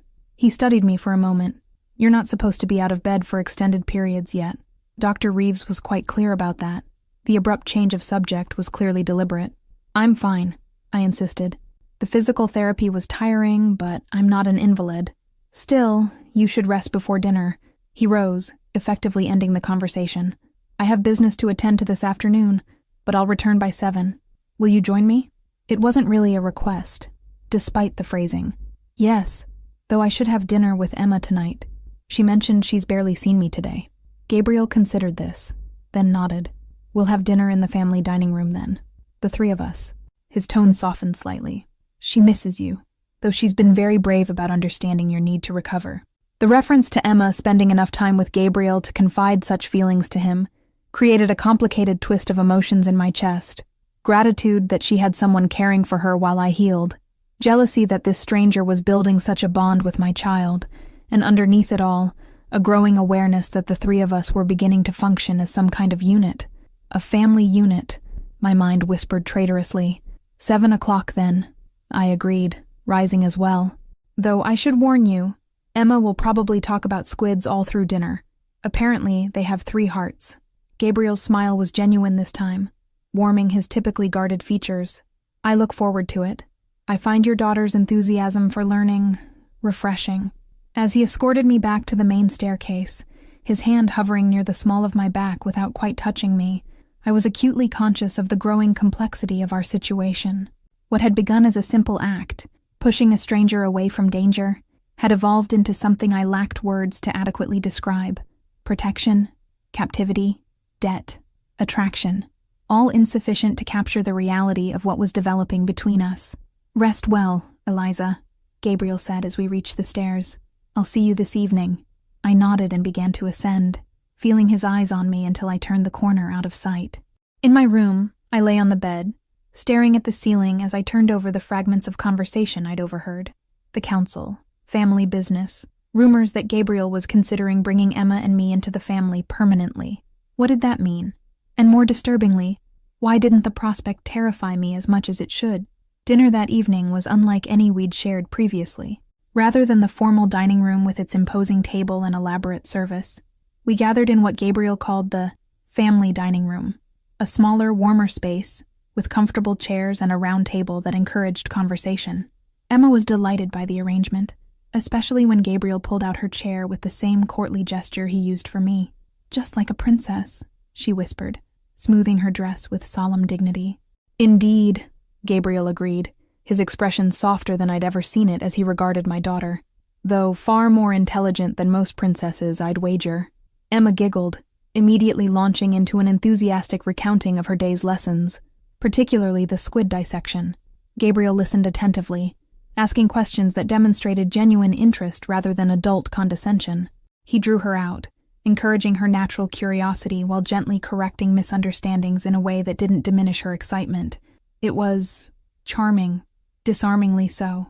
This dangerous man, who commanded an empire built on illegal activities and inspired fear in powerful people, was treating my daughter's scientific discoveries with the seriousness typically reserved for business associates. "And Mr. Gabriel," Emma was saying, barely pausing for breath between bites of her pasta. "Dr. Harlow says we might go to the aquarium soon. A real one, with sharks and everything." I stiffened slightly. "Emma, we can't leave the estate, remember? It's not safe." My daughter's face fell momentarily before Gabriel interjected. "Actually, arrangements could be made." He met my surprised gaze calmly. "The Boston Aquarium has after-hours private tours available for certain donors. With proper security, it would be quite safe." "Really?" Emma's eyes widened with excitement. "Could we go, Mommy? Please?" I hesitated, caught between not wanting to disappoint her and my wariness of leaving our current sanctuary. "I'm not sure. I wouldn't suggest it if I couldn't guarantee your safety," Gabriel said quietly. "Both of you." There was something in his expression, a determination, perhaps even a need to provide this experience for Emma, that made it difficult to refuse. "We'll see," I temporized. "Let's talk about it after dinner." Emma accepted this diplomatic answer with minimal disappointment, especially when dessert arrived, elaborate chocolate creations that had her wide-eyed with delight. "May I be excused to get my astronomy book?" she asked after finishing her dessert. "I want to show Mr. Gabriel the new constellations I learned today." I glanced at Gabriel, who nodded almost imperceptibly. "Of course, sweetheart, but don't be too long. It's nearly bedtime." After she darted away, a comfortable silence settled between us. Gabriel sipped his wine, watching me over the rim of his glass. "You've raised an exceptional child," he finally said. "Thank you." I toyed with my water glass, oddly nervous now that we were alone. "She seems comfortable here, with you." "Children are remarkably adaptable and insightful." He set his glass down carefully.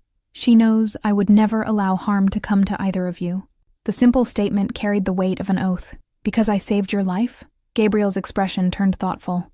"That was the catalyst, yes. But my feelings have evolved beyond simple obligation." Feelings. The word hung in the air between us, fraught with implication. "Gabriel, you overheard Sophia today," he interrupted gently. "You know there are rumors about my intentions toward you and Emma." I swallowed hard. "Yes. What you may not realize is that such rumors have significant implications in my world.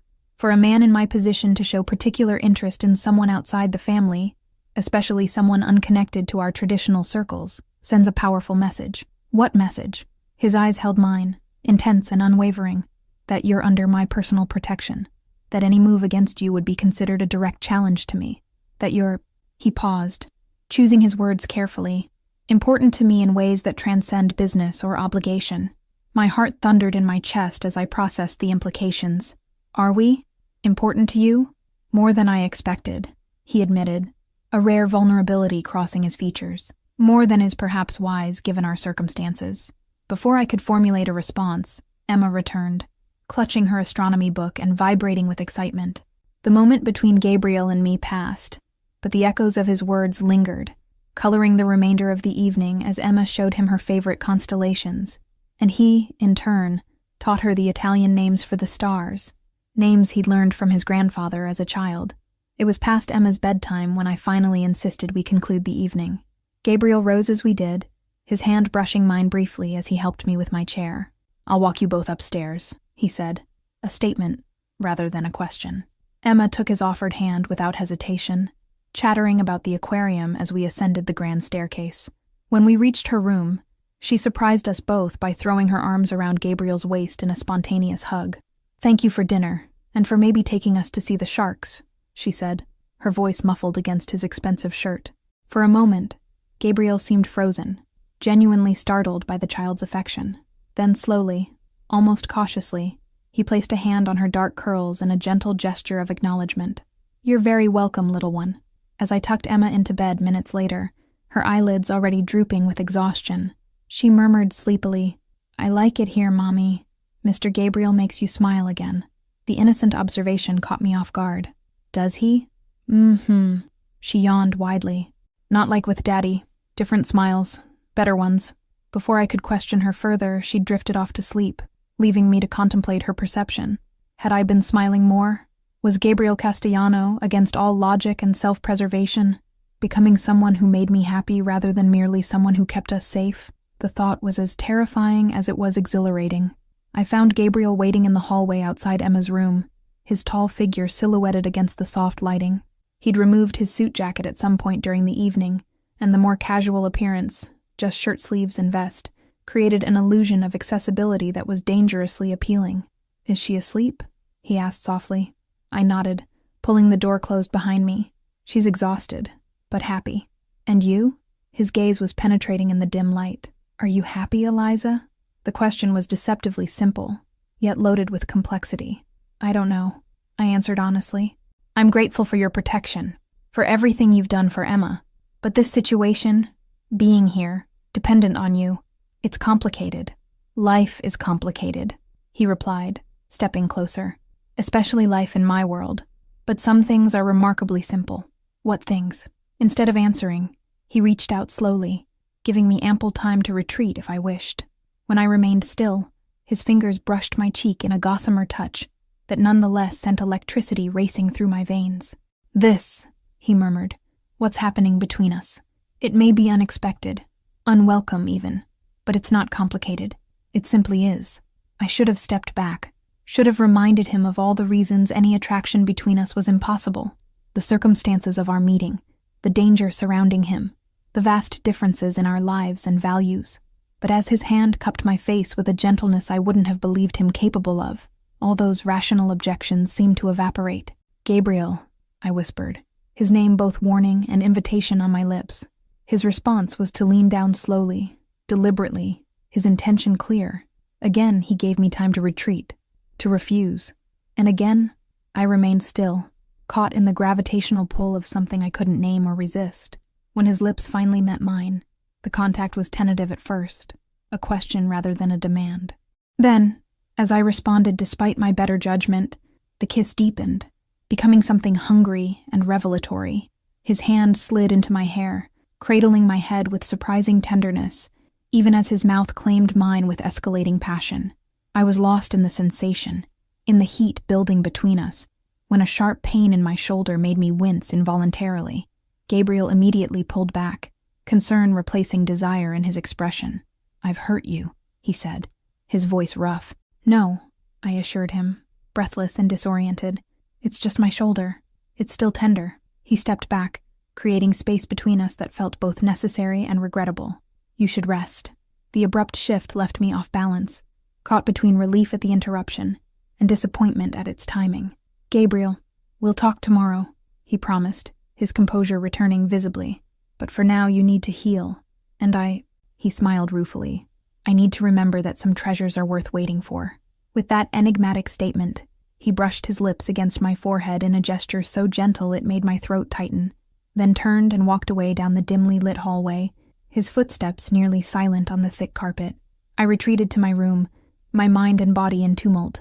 I'd just kissed Gabriel Castellano, criminal, protector, captor, savior, and worse, I wanted to do it again. Despite everything I knew about him, despite all the reasons it was a terrible idea, I craved his touch like nothing I'd experienced before. Emma's words echoed in my mind as I prepared for bed. "Mr. Gabriel makes you smile again. Not like with Daddy. Different smiles, better ones. Out of the mouths of babes, indeed. You're falling in love with him." The accusation, delivered without preamble as I entered the kitchen for my morning coffee, froze me in the doorway. Sofia Castellano sat at the massive island, Immaculate in another designer suit despite the early hour, a porcelain espresso cup posed delicately between her manicured fingers. "Excuse me?" I managed, moving toward the coffee pot with forced casualness. "Don't play coy, Ms. Reed. It doesn't suit you." Sophia's dark eyes, so like her brother's yet lacking their occasional warmth, assessed me coolly. "You're developing feelings for Gabriel. It's written all over your face." It had been 3 days since that kiss in the hallway outside Emma's room, 3 days of charged glances and brief touches that left me increasingly confused about my own emotions. Gabriel had been busy with what he vaguely termed business matters, our interactions limited to shared meals and occasional moments in the gardens or library. Yet each encounter had deepened whatever this was between us, building a tension that seemed destined to snap. "I don't see how that's any of your business," I replied, pouring my coffee with hands I forced to remain steady. Sophia's laugh was brittle. "Everything involving my brother is my business. The Castellano family has survived for generations because we protect our interests, and each other." I turned to face her fully, abandoning pretense. From what? Women who take bullets for family members? From complications, vulnerabilities, distractions. She set her cup down with precise control. From outsiders who don't understand our world or the responsibilities that come with our name. I never asked to be part of your world, and yet here you are, living in our ancestral home, wearing clothes purchased with family money, allowing my brother to become attached to you and your daughter. Her voice hardened. "You may not have asked for it, Ms. Reed, but you've certainly accepted the benefits." The accusation stung because it contained enough truth to be uncomfortable. I had accepted Gabriel's protection, his generosity, without truly confronting what that might eventually cost. "What exactly are you afraid of, Sophia? That I'll hurt your brother? That I'll somehow damage your precious family reputation?" I took a defiant sip of my coffee. "Or is it that I don't fit neatly into your world of power and privilege?" Something flickered in Sophia's eyes. Surprise, perhaps, that the waitress she'd so readily dismissed had backbone. "What I fear, Ms. Reed, is that you'll destroy everything my family has built over generations because you don't understand the rules of engagement. Then explain them to me." I pulled out a stool opposite her, determined to confront whatever this was directly, instead of vague warnings and disapproval. Sophia studied me for a long moment, as if recalculating her approach. Finally, she nodded, a decision apparently made. "Very well. Plain speaking it is." She leaned forward slightly. "My brother is not just a wealthy man with a dangerous sideline. He is the head of one of the 5 founding families that have controlled the eastern seaboard's underground economy for over a century." "I've gathered as much," I acknowledged. "What you may not have gathered is what that position entails. Gabriel doesn't just run businesses, Ms. Reed. He makes life and death decisions daily. He negotiates with politicians, judges, police commissioners. He balances the interests of hundreds of people whose livelihoods depend on his judgment." Her perfectly painted lips thinned. "And he does it all while maintaining the legitimate facade that allows our family to exist in both worlds." I absorbed this, trying to reconcile the man who gently taught my daughter about stars with the powerful figure Sophia described. What does any of this have to do with me? Everything. Sophia's intensity was unsettling. When a man in Gabriel's position shows particular favor to someone, it sends ripples through our entire community. People notice. They speculate. They look for advantages. And enemies, like Viktor Kozlov, look for weaknesses to exploit. "I'm not a weakness," I protested. "Aren't you?" She arched a perfect eyebrow. "My brother has diverted significant resources to your protection. He's distracted by concern for your welfare. He makes decisions with you in mind rather than purely family interests. If that's not a vulnerability, I don't know what is." Put in those terms, I couldn't entirely refute her logic. "So what do you want from me, Sophia? To leave? To put my daughter in danger?" "No." Her answer surprised me. "What's done is done. Gabriel has made his choice and the Castellanos stand together, even when we disagree." She fixed me with an uncompromising stare. "What I want is for you to understand exactly what you're stepping into before it's too late to step back out, which is a life where every choice has consequences beyond your imagination, where a wrong word at the wrong time can start a war, where your daughter will grow up learning to check under her car for explosives and recognize undercover FBI agents at her school." Sophia's voice had lost its sharp edge, replaced with something that might almost be concern. "A life where loving Gabriel Castellano means accepting everything that comes with him, The power, the danger, the violence. All of it. The stark reality she painted left me momentarily speechless. I'd been so focused on our immediate circumstances, the shooting, the danger from Kozlov, the strange captivity that had evolved into something else entirely, that I hadn't truly confronted the long-term implications. "You think I'm in love with your brother," I finally said, neither confirming nor denying. "I know you are, just as I know he's in love with you." Sophia's certainty was unnerving. "Gabriel hasn't looked at a woman the way he looks at you since before our father died. He's never brought anyone into this house, into the heart of our operation. And he's certainly never formed an attachment to a child the way he has with your Emma. He's protective because I saved his life," I insisted, though the argument sounded hollow even to my own ears. Sophia's smile was knowing and slightly sad. "Is that what you tell yourself? That all of this, the clothes, the tutors for Emma, the elite medical care, the way he watches you when you're not looking, is merely repayment of a debt?" I looked away, unable to maintain eye contact as she laid bare the convenient fiction I'd been clinging to. "What do you expect me to say?" "Nothing, but I expect you to think very carefully about what happens next." She rose with fluid grace, straightening her already immaculate suit. "Because my brother won't be the only one dealing with the consequences if you decide to step fully into our world. Your daughter will too." She turned to go, then paused at the doorway. "One more thing, Ms. Reed. Despite what you might think, I don't dislike you. In fact, I respect what you did for Gabriel. But this isn't about like or dislike. It's about family. And the Castellano family has survived for generations because we face reality, however uncomfortable it might be." With that parting shot, she glided out of the kitchen, leaving me alone with my cooling coffee and churning thoughts. The rest of the morning passed in a haze of distraction. I went through the motions of my physical therapy session, my mind elsewhere as Ms. Santos guided me through increasingly challenging exercises for my healing shoulder. "You've made remarkable progress," she commented as we finished. "Another week, and we can begin more intensive rehabilitation." I nodded absently, my thoughts still tangled in Sophia's warnings. What exactly was I doing here? What future could possibly exist between a single mother who'd spent her life struggling to make ends meet and a man who commanded an empire built on activities I'd always considered wrong? More importantly, what kind of life would Emma have if we remained in Gabriel's world? Sophia's chilling words about checking for explosives and recognizing FBI agents echoed in my mind. Was that the future I wanted for my bright, curious daughter? "Ms. Reed?" Ms. Santos was watching me with concern. "Are you feeling unwell?" I forced a smile. "Just tired. Thank you for the session." After she departed, I wandered restlessly through the mansion, eventually finding myself in the library, a 2-story marvel of leather-bound volumes and hidden reading nooks that had become Emma's favorite place. She wasn't there now. Dr. Harlow had taken her to the greenhouse to study plant biology, continuing the comprehensive science curriculum he'd designed for her. I trailed my fingers along the spines of ancient books, breathing in the comforting scent of paper and leather. This room, more than any other in the mansion, felt like a sanctuary, a place where the complex reality outside its walls could temporarily be forgotten. "I thought I might find you here."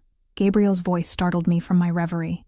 I turned to find him leaning against one of the tall bookcases, watching me with a mixture of affection and something deeper, more intense. "I didn't hear you come in," I said, suddenly hyper-aware of being alone with him for the first time since our kiss. "I can move quietly when I choose to."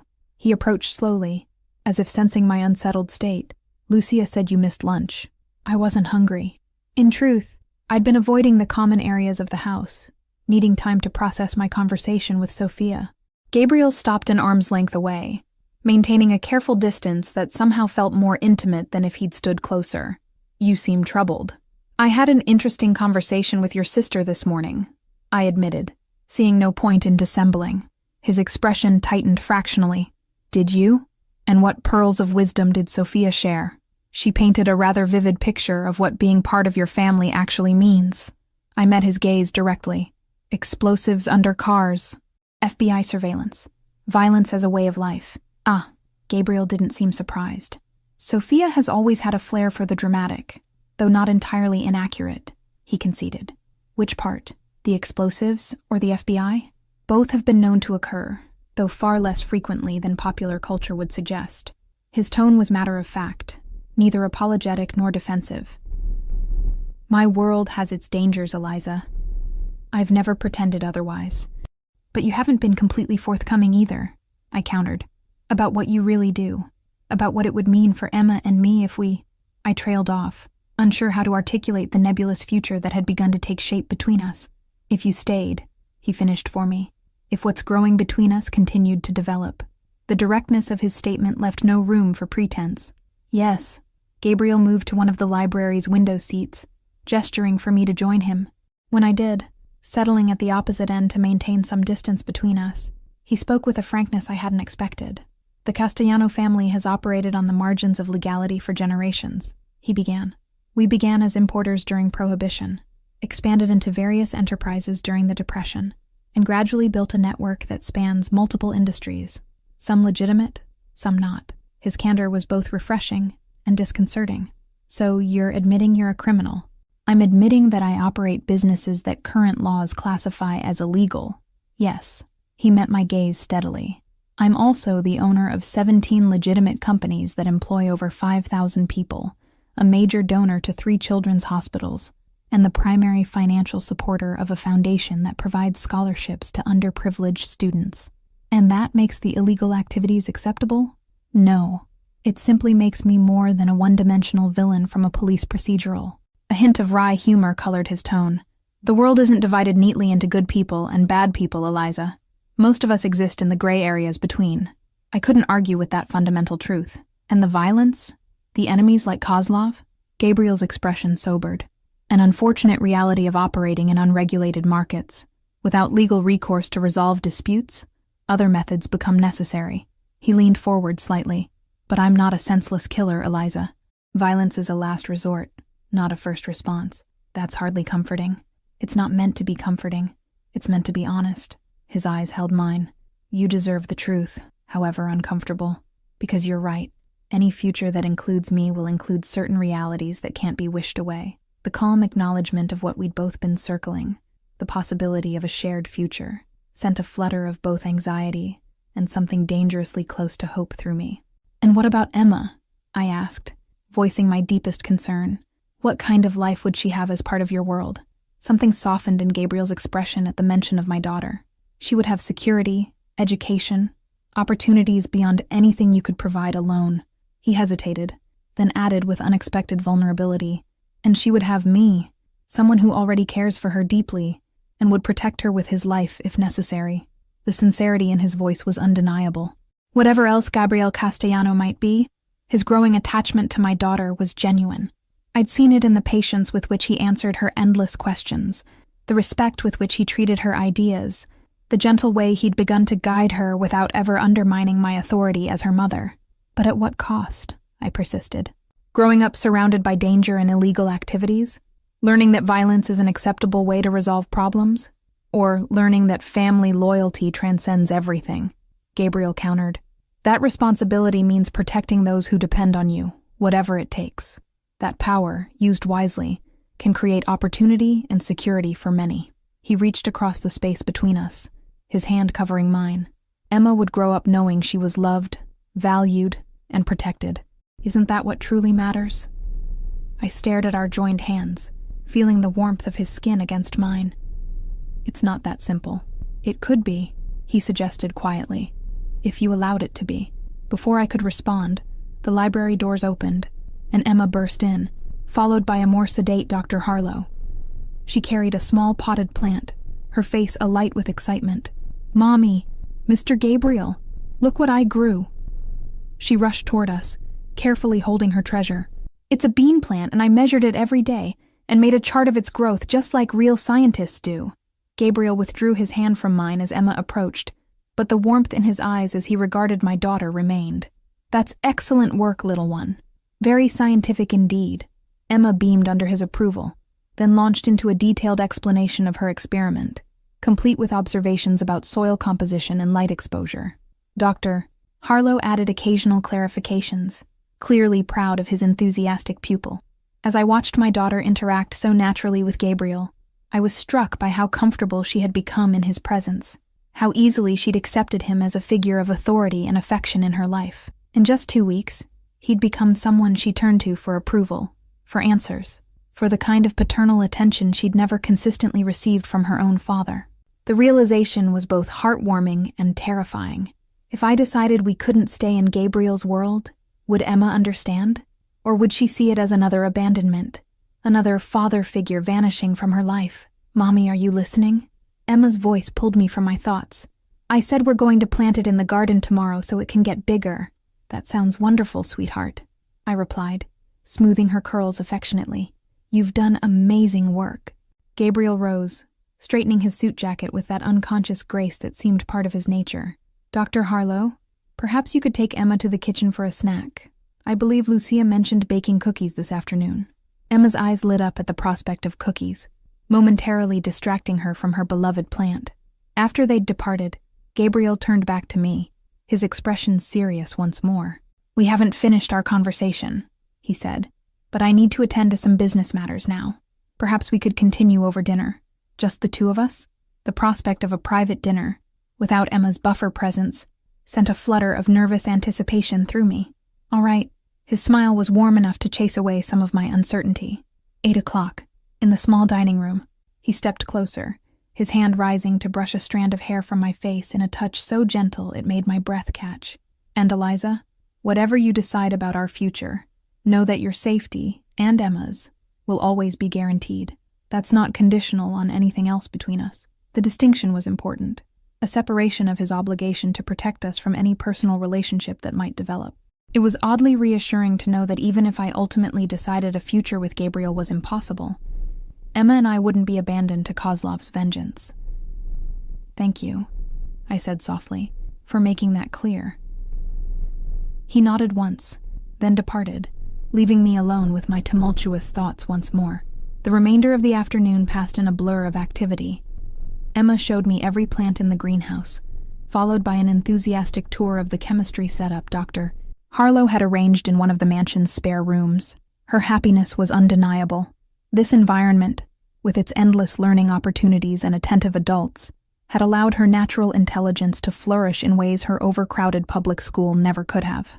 "And next week," she chattered, as we returned to our rooms to prepare for dinner, "Dr. Harlow says we might dissect a frog. A real one, not just a picture in a book." "That's wonderful," I managed, suppressing my instinctive grimace at the thought.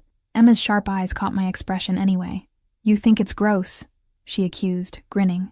"Maybe a little," I admitted, "but I'm proud of your scientific curiosity." She skipped ahead of me, twirling in the hallway. "Mr. Gabriel says curiosity is the most important quality in life, that asking questions is how we learn and grow." Another pearl of wisdom from the man who was increasingly shaping my daughter's worldview. I couldn't fault the sentiment, though I wondered if Gabriel applied the same philosophy to his own enterprises. After helping Emma with her bath and settling her for the evening with Lucia, who had promised to read her a chapter of the astronomy book before bed, I returned to my room to prepare for my dinner with Gabriel. The closet that had initially symbolized Gabriel's high-handed control now provided a welcome resource, as I searched for something appropriate. I eventually selected a simple black dress with subtle detailing at the neckline, elegant without being overtly formal. As I dressed, I confronted the reality that this evening would likely determine the course of our future. Gabriel clearly wanted more than the strange limbo we currently inhabited. The question was whether I could accept everything that came with him: the danger, the criminal activities, the complex moral compromises, and deeper still, whether I could trust my own feelings after the whirlwind changes of the past 2 weeks. Was what I felt for Gabriel genuine attraction and growing affection, or simply a response to trauma and dependency? Stockholm Syndrome dressed up as romance? My reflection offered no answers as I applied minimal makeup and arranged my hair, which had grown slightly longer during our stay at the mansion. The woman who stared back at me looked different from the exhausted waitress who'd stumbled into that convenience store 2 weeks ago. Rested, healthier, perhaps even beautiful in the expensive dress and subtle jewelry I'd selected. But was she still me, or was she becoming someone else entirely? Someone who could stand beside Gabriel Castellano and accept the darkness in his world. At precisely 8:00, I made my way to the small dining room, my pulse racing with anticipation and anxiety. When I entered, I found the space transformed. The usual bright lighting had been replaced by the soft glow of candles placed strategically around the room. The table was set for 2, with fine china and crystal that gleamed in the flickering light. Music played softly from hidden speakers. classical strings that created an atmosphere of intimate elegance. Gabriel stood as I entered, his eyes warming as they took in my appearance. He'd changed into a dark suit that fit his powerful frame perfectly, the crisp white of his shirt, a stark contrast against his olive skin. "You look beautiful," he said simply, moving to pull out my chair. "Thank you."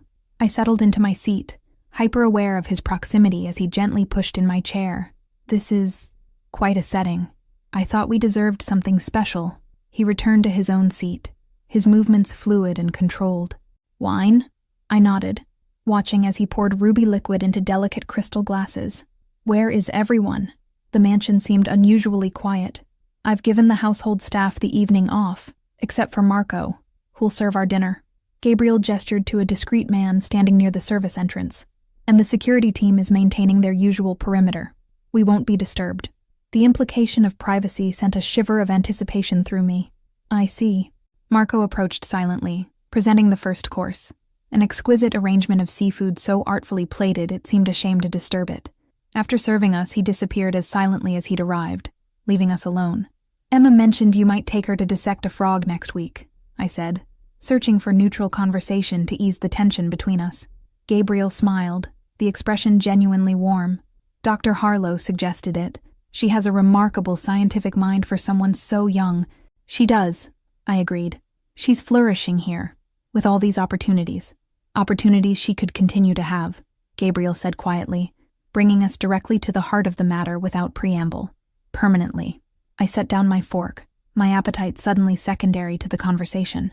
"Gabriel, let me finish, please." His tone was gentle but determined. "I know Sophia spoke to you this morning about the realities of my world, about the dangers and complexities that come with the Castellano name." He leaned forward slightly. "What she likely didn't express is how differently I see my family's future compared to my father and grandfather." "What do you mean?" "The old ways are changing, Eliza. The digital economy, globalization, evolving laws, they're creating both challenges and opportunities." His eyes held mine intently. "I've been gradually shifting our enterprises toward legitimate businesses for years. Banking, technology, real estate, shipping, all legal, all profitable. This was unexpected." "You're going legitimate?" "Transitioning," he clarified. "It's a process that takes time, patience, and careful management. Some of our traditional interests can't be abandoned overnight without creating dangerous power vacuums or betraying long-standing alliances." I processed this new information, trying to fit it into the picture I'd been building of Gabriel and his world. "So you're saying eventually you'll be completely legal?" "I'm saying that by the time Emma reaches college age, the Castellano family will be primarily known as successful entrepreneurs and philanthropists, with our more colorful history fading into background rumor and speculation." He reached across the table, his fingers brushing mine in a touch that sent electricity through my veins. "I'm building a future, Eliza. A legitimate legacy that Emma could be part of without compromise or danger." The vision he painted was seductive in its promise. A future where the moral conflicts that troubled me would gradually fade away, where Emma could benefit from Gabriel's wealth and influence without being tainted by criminal associations. "And in the meantime?" I asked, needing to confront the present reality rather than future possibilities. "While you're transitioning? In the meantime, you and Emma would be protected from any unpleasantness. You would never be involved in the less savory aspects of my business. Your life would be one of comfort, security, and yes, certain social responsibilities, charity events, cultural patronage, the public face of the legitimate Castellano enterprises." His thumb traced circles on my palm, the intimate gesture at odds with the business-like description. "Emma would have the finest education, travel opportunities, cultural experiences most children can only dream of. And all I have to do is overlook the fact that some of your income still comes from illegal activities," I said, withdrawing my hand gently but firmly. Gabriel didn't flinch from the blunt assessment. "All you have to do is trust that I'm building something better, something worthy of you and Emma." His gaze intensified. "And accept that I've fallen in love with you, Eliza Reed." The declaration hung in the air between us, simultaneously expected and shocking. My heart raced as I struggled to formulate a response that honored both the undeniable feelings growing between us and the very real concerns I still harbored. "I don't know if I can," I finally whispered. "I don't know if I can reconcile who you are with who I've always tried to be. Someone honest, someone who follows rules, someone Emma can look up to without reservation. And if I told you that much of what you think you know about me is based on assumption rather than reality, Gabriel countered, that the man sitting across from you now, the man who's helped Emma with her science projects and chess games, who's respected your boundaries despite wanting nothing more than to break them down, is more truly me than the shadowy criminal figure you've constructed in your mind. I don't know what to believe anymore, I admitted, the confusion of the past weeks finally spilling over. 2 weeks ago, I was just trying to keep Emma fed and housed. Now I'm having dinner with a man who commands an empire, who's offering us a life I never imagined possible, who says he loves me after knowing me for 14 days. Time is relative when it comes to certain realizations, Gabriel said softly. I've known political allies for decades whom I understand less than I understand you after 2 weeks. He reached for my hand again, and this time I didn't pull away. What I feel for you isn't rational or explainable, Eliza. It simply is. The raw honesty in his voice resonated with something inside me, the same inexplicable certainty I'd been fighting since the moment I'd opened my eyes in the hospital to find him watching over me.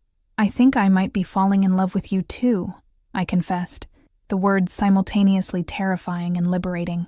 But I'm afraid of what that means. For me, for Emma, for who we'll become if we step fully into your world. Gabriel's smile was both triumphant and tender. You'll become exactly who you're meant to be. Strong, protected, valued beyond measure. His fingers tightened around mine. And I'll become a better man because of you. Because having you and Emma in my life gives me something I've never had before. What's that? A reason beyond obligation and family expectation.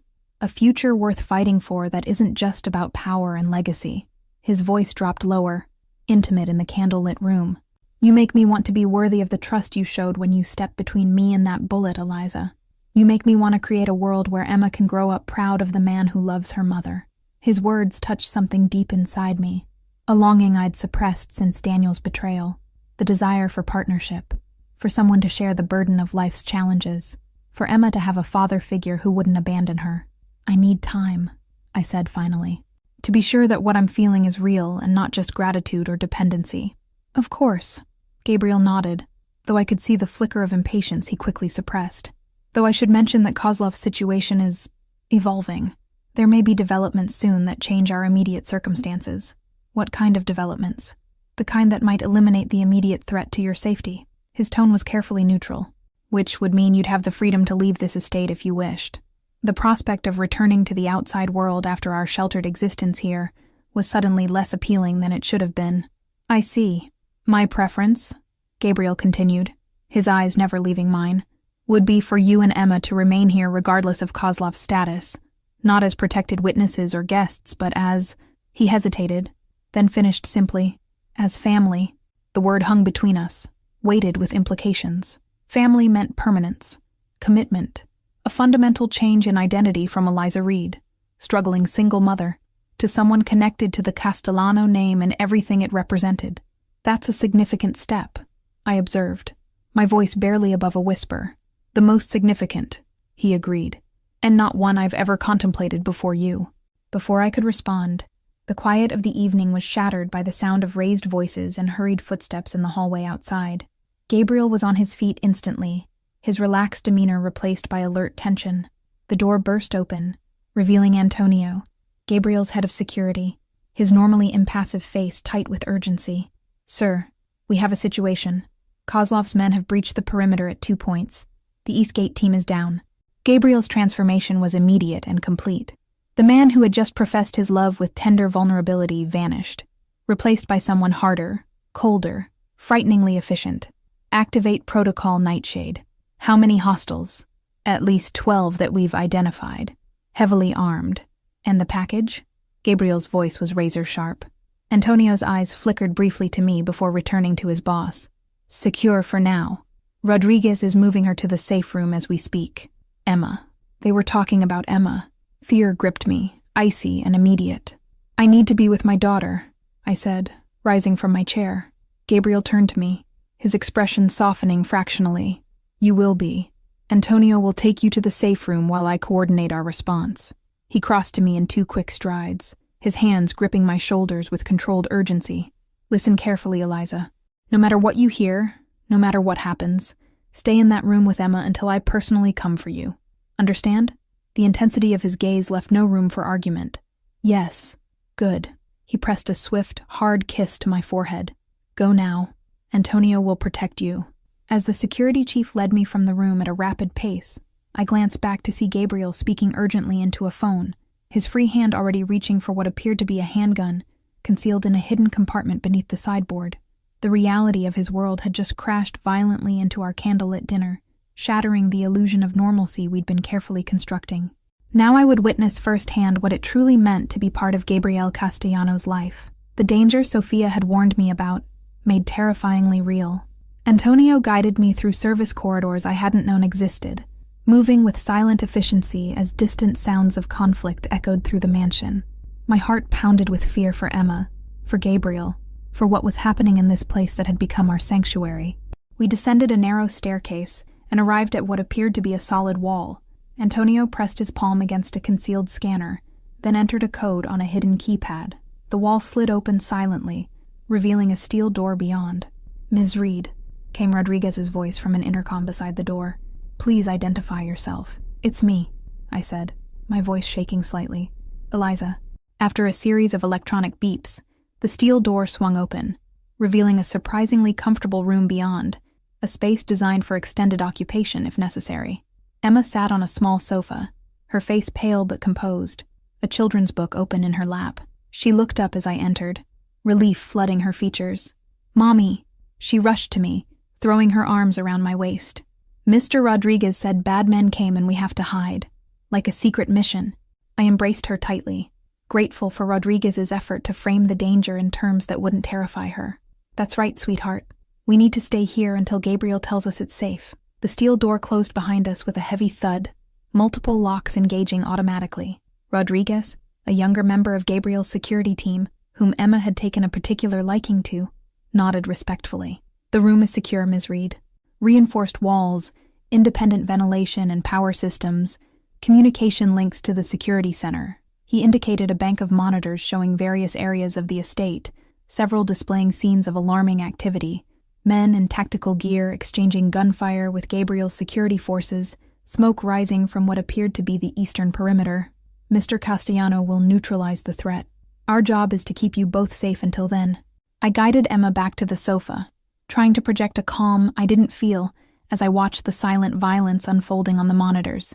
This was the reality of Gabriel's world laid bare. Men with guns invading his home, putting everyone inside at risk, including my daughter. "Are those the bad men?" Emma asked, pointing to a monitor that showed darkly clad figures moving across the lawn. "The ones Mr. Gabriel protects us from." The innocent question crystallized everything in an instant of perfect clarity. This wasn't some abstract moral dilemma anymore. It was life and death, playing out in real time. Gabriel had warned us that Kozlov would kill us if given the chance, and now Kozlov's men were here, proving the threat had been real all along. "Yes," I answered softly. "Those are the bad men." Emma's small face grew serious. "Is Mr. Gabriel going to be okay?" I hesitated, unsure how to answer truthfully without frightening her. Before I could formulate a response, one of the monitors showed Gabriel himself, moving with deadly purpose through the main hall, flanked by several security team members. He held a gun with the confidence of someone intimately familiar with weapons, his expression cold and focused. "Mr. Gabriel is very good at protecting people," Rodriguez told Emma with quiet confidence. "Especially people he cares about." Emma nodded solemnly, accepting this assurance from someone she trusted. "He told me once that he'd never let anything bad happen to us, that he'd always keep us safe, and he will," I found myself saying, the words emerging with surprising conviction. "That's a promise he'll never break." As we huddled together on the sofa, watching the silent drama unfold on the monitors, I realized I'd already made the decision I'd been struggling with throughout dinner. When faced with real danger, not theoretical moral concerns, but actual men with guns coming to harm us, my instinct wasn't to run from Gabriel's world, but to trust in his ability to protect us within it. The next hour passed in tense silence, broken only by Emma's occasional questions and Rodriguez's reassuring answers. The monitors showed sporadic bursts of activity as Gabriel's security team systematically cleared the estate, driving back the invaders with professional efficiency. Twice I saw Gabriel himself, moving with tactical precision, coordinating his forces with hand signals and brief radio communications. Finally, The monitors showed the last of the intruders being subdued or retreating beyond the perimeter. Rodriguez's radio crackled to life, and Gabriel's voice emerged, tense but controlled. Nightshade secure. Status report. Package and companion safe. Rodriguez responded immediately. No breach of the redoubt. Understood. Maintain position until all clear is confirmed. Another 20 minutes passed before the heavy locks on the door began to disengage. I tensed instinctively, pulling Emma closer, but Rodriguez remained calm. "It's Mr. Castellano," he assured us. "Only he has the override codes." The door swung open to reveal Gabriel, his immaculate dinner attire now disheveled, a thin cut visible on his cheekbone, his eyes burning with contained fury and relief. He scanned the room quickly, assessing our safety before stepping inside. "It's over," he said simply.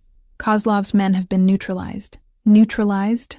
I repeated, suddenly aware that I didn't want to know exactly what that meant in front of Emma. Gabriel understood immediately. "The situation has been resolved," he amended, his eyes meeting mine with silent communication. "The estate is secure again." Emma broke from my embrace, running to Gabriel with complete trust. "You kept us safe, just like you promised." For a moment, Gabriel seemed startled by her faith in him. Then slowly, with a gentleness that contrasted sharply with the controlled violence I'd witnessed on the monitors, he knelt to her level. "I will always keep that promise, little one. Always." The conviction in his voice carried the weight of an oath. As he looked up at me over Emma's head, I saw the question in his eyes. Had tonight's events changed my perspective on our future? "Thank you," I said softly, "for protecting us." It wasn't the declaration of love and commitment he hoped for, but from the way his expression shifted, he understood that something fundamental had changed in my calculus. The theoretical dangers Sophia had warned about had materialized, and Gabriel had indeed proven himself capable of shielding us from them, exactly as he'd always claimed. Later that night, after Emma had finally fallen asleep in my bed, reluctant to be separated from me after the evening's excitement, Gabriel came to check on us. He'd showered and changed, though the cut on his cheek remained a vivid reminder of the violence that had erupted in our sheltered world. He stood in the doorway, watching Emma's peaceful slumber, with an expression that combined tenderness and fierce protectiveness. "She's remarkably resilient," he observed quietly. "Children often are," I replied, moving to join him at the threshold, keeping my voice low to avoid disturbing my daughter. "But she shouldn't have to be. She shouldn't have to hide in safe rooms from men with guns." "No, she shouldn't," Gabriel agreed, surprising me with his candor. "And in the future, she won't have to." "What do you mean?" His eyes met mine, determined and resolute. "Kozlov crossed a line tonight, coming here, threatening you and Emma directly. It changes everything." "How?" "The council will now support direct action against him. The other families will stand with us." His voice hardened slightly. "Kozlov won't survive the month, and when he's gone, the immediate threat to you and Emma will be eliminated." The cold certainty with which he pronounced another man's death sentence should have horrified me. Instead, I felt only relief. Relief that the specific danger to my daughter would soon be removed. What did that say about me? About how Gabriel's world was already changing my perspectives? "And then?" I asked, though I already suspected the answer. "And then you'll have a choice," Gabriel said, echoing his words from our interrupted dinner. "To return to your previous life, or to accept a new one, with me." I studied him in the dim light from the hallway. This complex man who moved between violence and tenderness with disturbing ease, who commanded killers yet read astronomy books to my daughter, who operated outside the law yet held himself to a rigid code of honor and protection. "I think I've already chosen," I said quietly. "Tonight, when those men came for us, I wasn't afraid for myself. I was afraid for Emma, and for you."